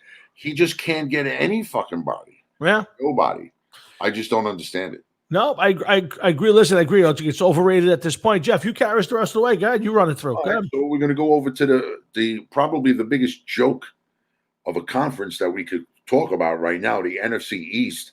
I do not understand this conference at all, Tom. What are your thoughts? The Giants are 2-4. Well, no, they're not 2-4. What the fuck happened here? Giants are 1-6. The Eagles are 2-4. I must have got a different years. On mine it says I got the Eagles 2-4, Washington 2-5. You're good. I don't know what happened. Something happened. Okay, you're back to normal. Yeah, back to normal. The Giants at 1-6 are a game and a half out of first place. At 1-6. Yeah. I asked you this before. I'm going to ask you again, and I want you to. At the Philadelphia Eagles at 2-4-1, they're at the halfway point of their season. Does 5 wins take this division? Yeah. You know what, Jeff? I went through the schedules one day last week, and we didn't get to do it last week. And I honestly believe that, yeah, there's a chance that by default, because they played so many games in the division, that somebody's going to win 6 games. And I think that might be the division winner. And I have to tell you, if there's ever a year for seeding instead of division winners, this is it, because nobody in this division. Now, I got to tell you, the team probably playing the best football right now is probably the Washington Redskins. Oh, you know what, Tom? They're 2-5. The whole entire team, the point differential from Philadelphia, Washington, Dallas, and the Giants is 33-32, 67 for the Cowboys to 52 for the Giants. The Eagles and the Redskins are on 1-game winning streaks, where the Cowboys are on a 2-game losing streak and the Giants are on a 1-game losing streak. Yeah. I don't see anybody taking command of this division at all, and I think that they may actually do a round robin before we get to the end of the year, and just whoever had the most wins the division. Yeah, I got to tell you, my prediction right now is I think the Redskins win this division. I think they got the best coach. I'm not a fan of Rivera. They may have the best coach. They may have the best quarterback in this division with Kyle Allen. I don't think Kyle Allen's very good, but he's capable. And they may have their best defense. The Cowboys' defense is horrendous. The Eagles' defense is horrendous. The Giants are adequate on defense. They haven't put together enough offense. So I'll tell you right now, I think somehow the Redskins, and I'm going to keep calling the Redskins, I think they're going to find a way to win this division. It's possible. Yeah. Let's get back on the road and go up to the NFC North, where we got Green Bay at top of the league division at 5-1, the Bears 5-2. The Detroit Lions 3-3. Is that enough to save Matt Patricia's job? And the Minnesota Vikings at 1-5, not won a game at home yet. What is the story here? What can we expect? Are the Packers real? What goes on with the Bears? What happens with the Lions and the Vikings? Do they end up having a fire sale? Do they keep Cousins? What are you thinking? Well, I gotta tell you, the Vikings I think the Vikings had a chance for 2 years and they blew it. I think Cousins is done there, and I think that team's going to get blown up. And I'll be shocked if they make a run of any sort this year. The Lions, you know what? They're weird. I think Stafford's played pretty well. I think they're going to play well enough for this guy to keep his job. I don't think he should. He has not done a good enough job coaching, but the Bears are the intriguing, but I think the Bears are a terrible team. But they're 5-2. But the Packers win the division because nobody else is good enough, and the Bears will hang around. Well, right now everybody's talking about the Packers offense. All right, that they're the only team in the league in their division that has a plus in the point differential. Correct. You brought up about the Chicago Bears; they're only -2, so their defense is helping them out. Sure. And even the Vikings, as bad as they are -37, still on the minus side, but a couple good games and they could erase the deficit, so to speak, but they'll still be under 500 even with a couple wins, a couple good games. And I'll tell you the truth, I think the shame of it all is Matt Patricia keeping his job beyond this year. Yeah, I'm not disagreeing with you, Jeff. He's not doing a good enough job, but if they go 8-8, if they go 7-9, if they hang around, I don't see them. But here's the thing: Stafford's going to go soon. You're going to make some changes. If you're going to bring in a new GM or you're going to change quarterbacks, I would change coaches and start from scratch. I don't think Matt Patricia's done a good enough job in Detroit to warrant, even at a 500 or better season, to keep his job. Now, if they make a good run, they win 10 games, they seem like a better team, I'll think about it. But for me right now, and I'm a Matt Patricia fan, I don't think he keeps his job. I don't think he should keep his job. Well, you know what? They did win 10 in a row, 2 in a row. I'm sorry. If they win 10 games and they get to the playoffs and they make a run, then I could see him saving his job. Oh, absolutely, yeah. The Vikings have been a pretty good team for the last couple of years, so maybe they're just starting to break down. Yep. I don't. Teams have 4 years, Jeff. Most teams in this league, 4 years, and it's time to revamp the team. The Vikings, I believe it's 4 years since Cousins made the move over there. Maybe, but they were a good team from when Brett Favre was on there, and they weren't doing bad for themselves. I mean, I'm not saying that they were a Super Bowl contender, but they weren't doing bad for themselves. But let's go to the NFC South, and I'm going to start from the bottom up. The Falcons at 1-6. Tom, real quick on each team. Falcons 1-6. Does Matt Ryan the quarterback of this team next year? No, I think you're going to get a new coaching staff and you're going to get a new quarterback. I think Matt Ryan will do the Phillip Rivers. He'll wind up on Jacksonville. He'll wind up someplace. I think he's had his opportunity. He has not done it with arguably the best receiver of this generation. Now, to me, Matt Ryan does not deserve to keep that job. Okay. Carolina Panthers at 3-4. They're 1-2 at home, 2-2 on the road, 1-2 in their division, 2-3 in their conference. They're 162 and 168, but they've lost 2 in a row. Tom, is Teddy Bridgewater worth another couple years over there? Is Matt Rule going to be a successful coach in the NFL? I'm down on Matt Rule because of what he did and the money he got and all of that. But he's done a decent job.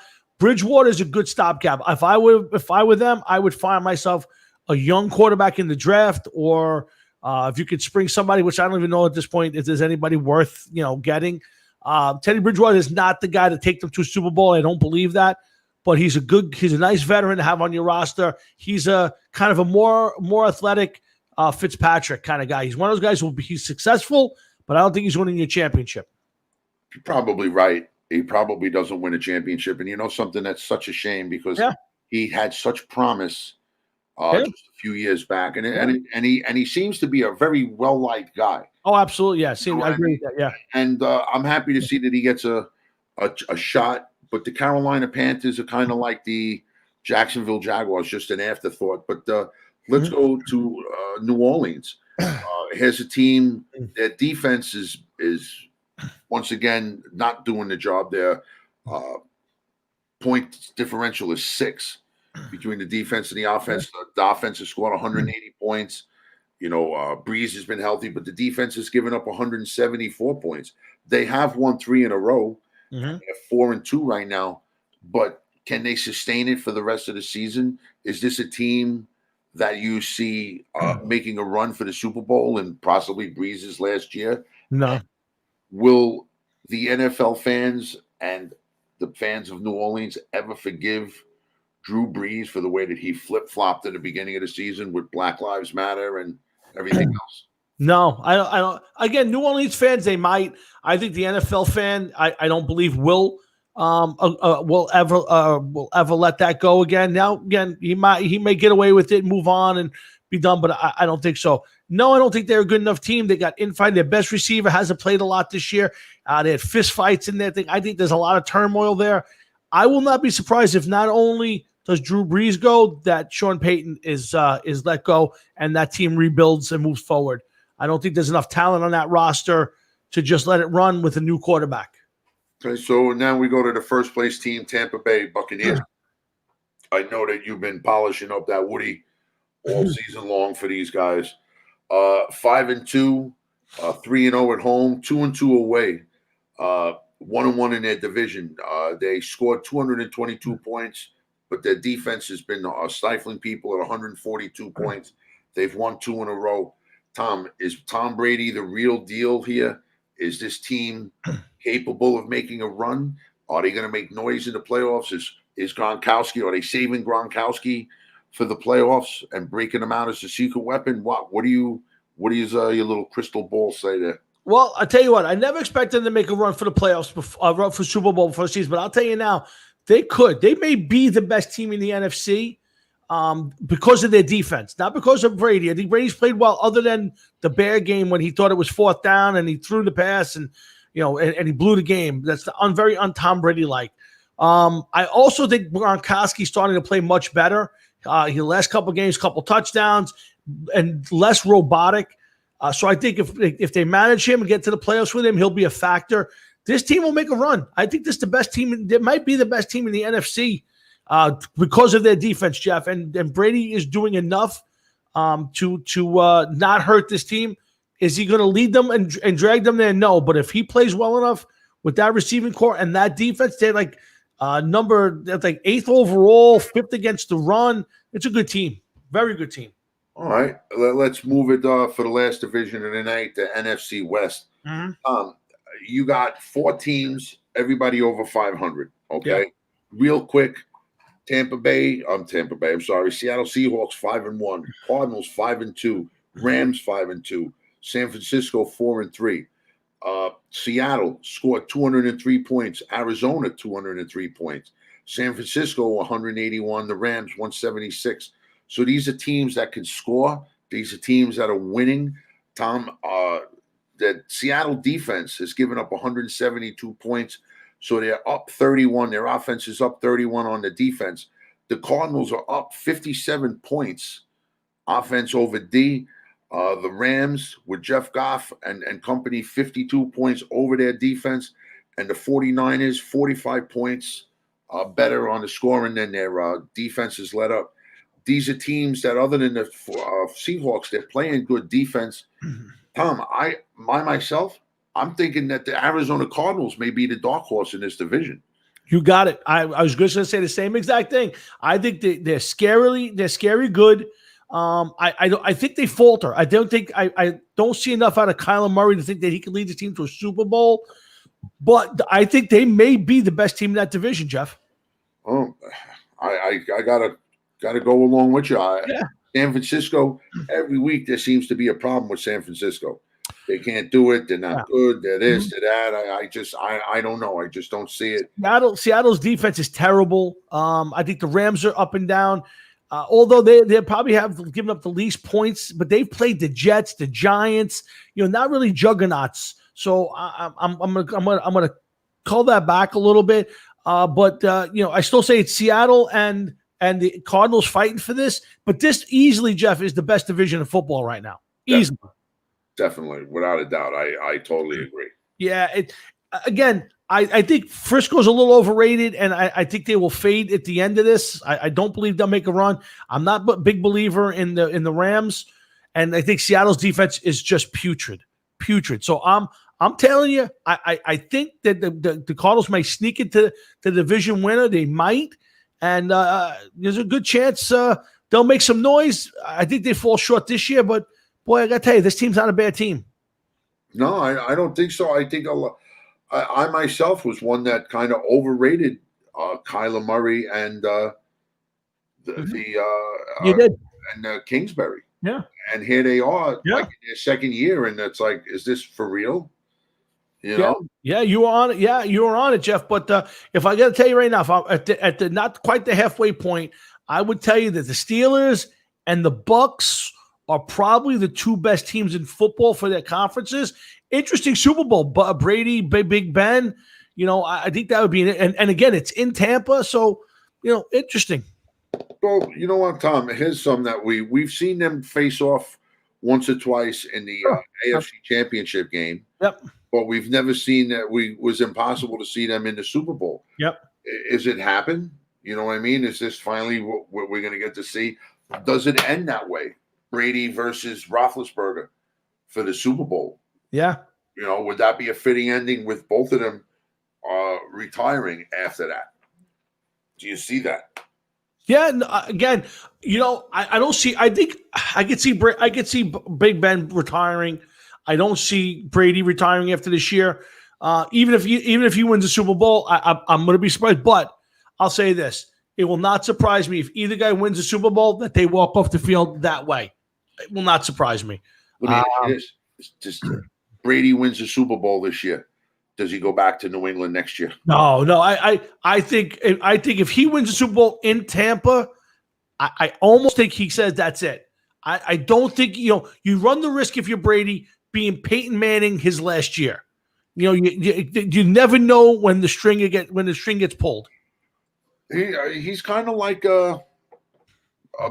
Peyton Manning now, Tom. Like it's not the last year, Jeff. The last year, Peyton couldn't throw the ball 10 yards. He couldn't. He had trouble throwing the ball last year, Brady. You can't tell me he's this rejuvenated playing for Tampa Bay. No, but he's looked better than he did last year. And I don't know if you're blaming it on the offensive line last year, the receiving core he had. I'll just say he looks better. I'm not saying that he's Brady of 5 years ago. No chance. That's why I say if he was to pull it off, I think there's a good chance on that field he says goodbye. At home, he goes out and wins a Super Bowl. After this, he's planting the flag and fuck you, Belichick. It's very well a possibility, but I mean, I just wonder if maybe these guys said, let's see what happens. We leave one another for a year, then I come back and we do it again one more time. They got nothing to lose. No. I think half the quarterback that Brady was. No. Again, if you're New England, Jeff, you're signing up for that right now. But I don't think if you're Brady, I don't think he can go back and do that at the cap yet. But listen, it would be a great story to tell. You think there's that much friction between them? I do. I think Belichick's pissed off. I think he was. I don't think he ever really believed that Brady was going to leave. Well. I don't. And listen, look at the team. I mean, I think guys walked away from it. I think Belichick's pissed off. I would have thought Belichick might get ready to retire. I think he's going to hang around now and rebuild this team to that point. Now, Kenny, it's a good question. I don't know. I think it depends on how bad do they finish this year and what are they projected to look like next year. Yeah, I mean, listen, if he gets in, there's a lot to be up there. That's a team that might need a major overhaul. Maybe he steps away as coach and just becomes a GM. We'll see how it plays out. But you get a bad finish and they get like the 10th pick or the 8th pick.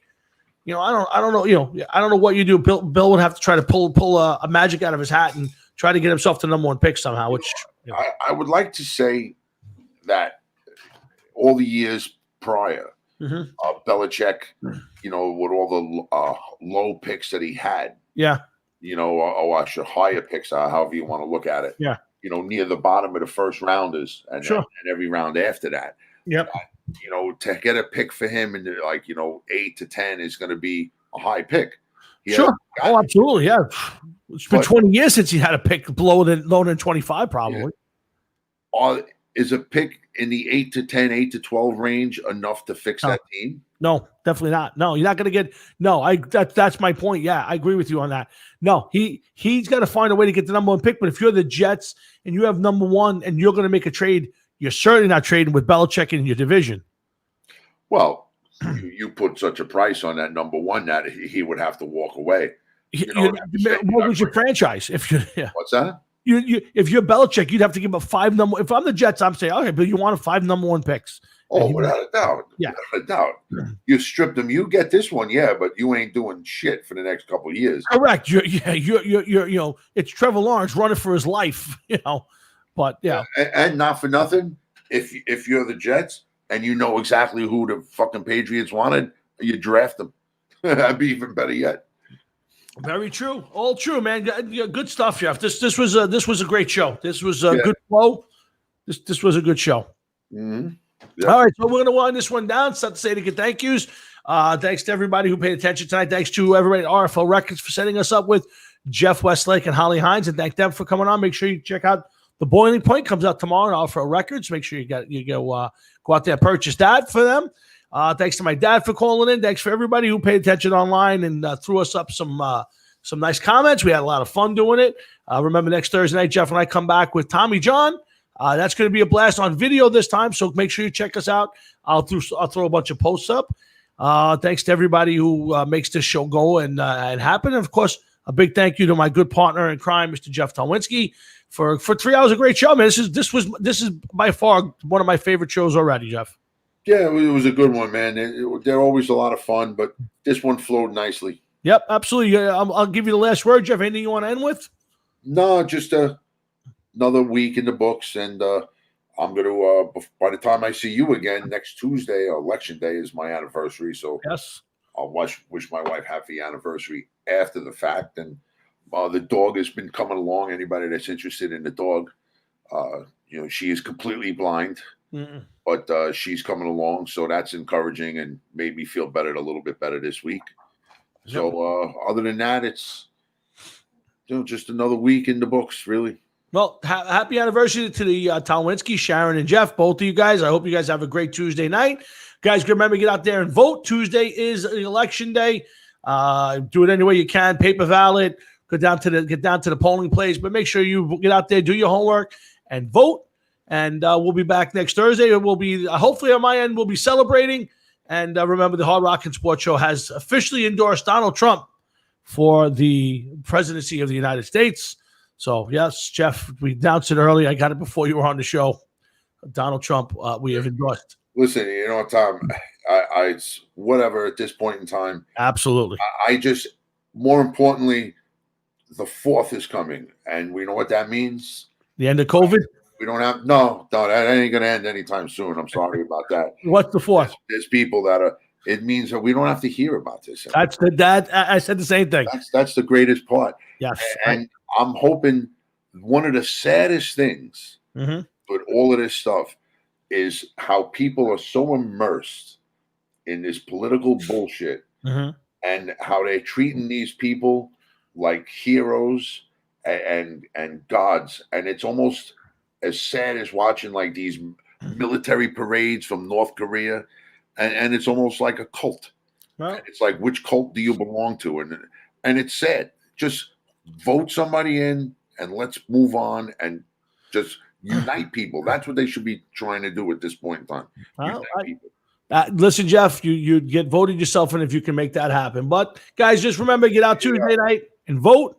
Do the right thing. We'll be back next Thursday, Jeff and I, on the 5th.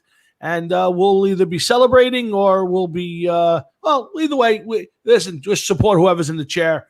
It'll be Kamala Harris, so you can get out there and support Kamala. It's a lot of people.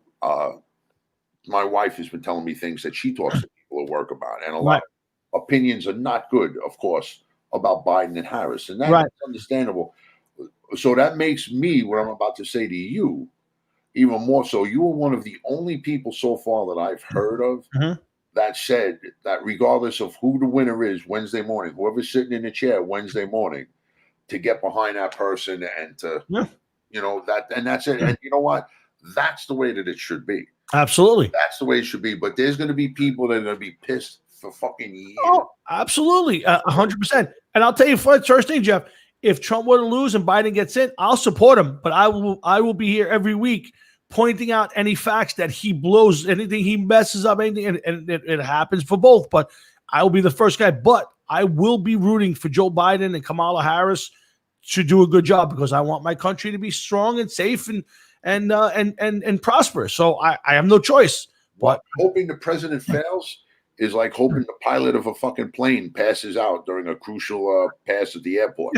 We just don't need that. I mean, that's absolutely. So we'll see. By the time we're on the air next week, we'll hopefully have that answer. I'm not sure the way this thing's going that somebody will be conceding by that point, but let's hope that it's a blowout. It's over with, and we move on, and we talk more sports and more music, and we get back to doing our thing. So on behalf of Jeff and myself and everybody here at Hard Rock and Sports, please enjoy your weekend. Have a great time. November's here. Remember, turn your clocks back. You get the extra hour on Saturday night into Sunday. Just we need another fucking hour of 2020, huh? But make sure you guys come back next Thursday night when we do this all over again and have a blast. So again, for Jeff, for myself, and everybody here at Hard Rock and Sports, thank you. Good night, and we'll see you next Thursday. Hefe, thanks, man. Great job. Later, man. Later.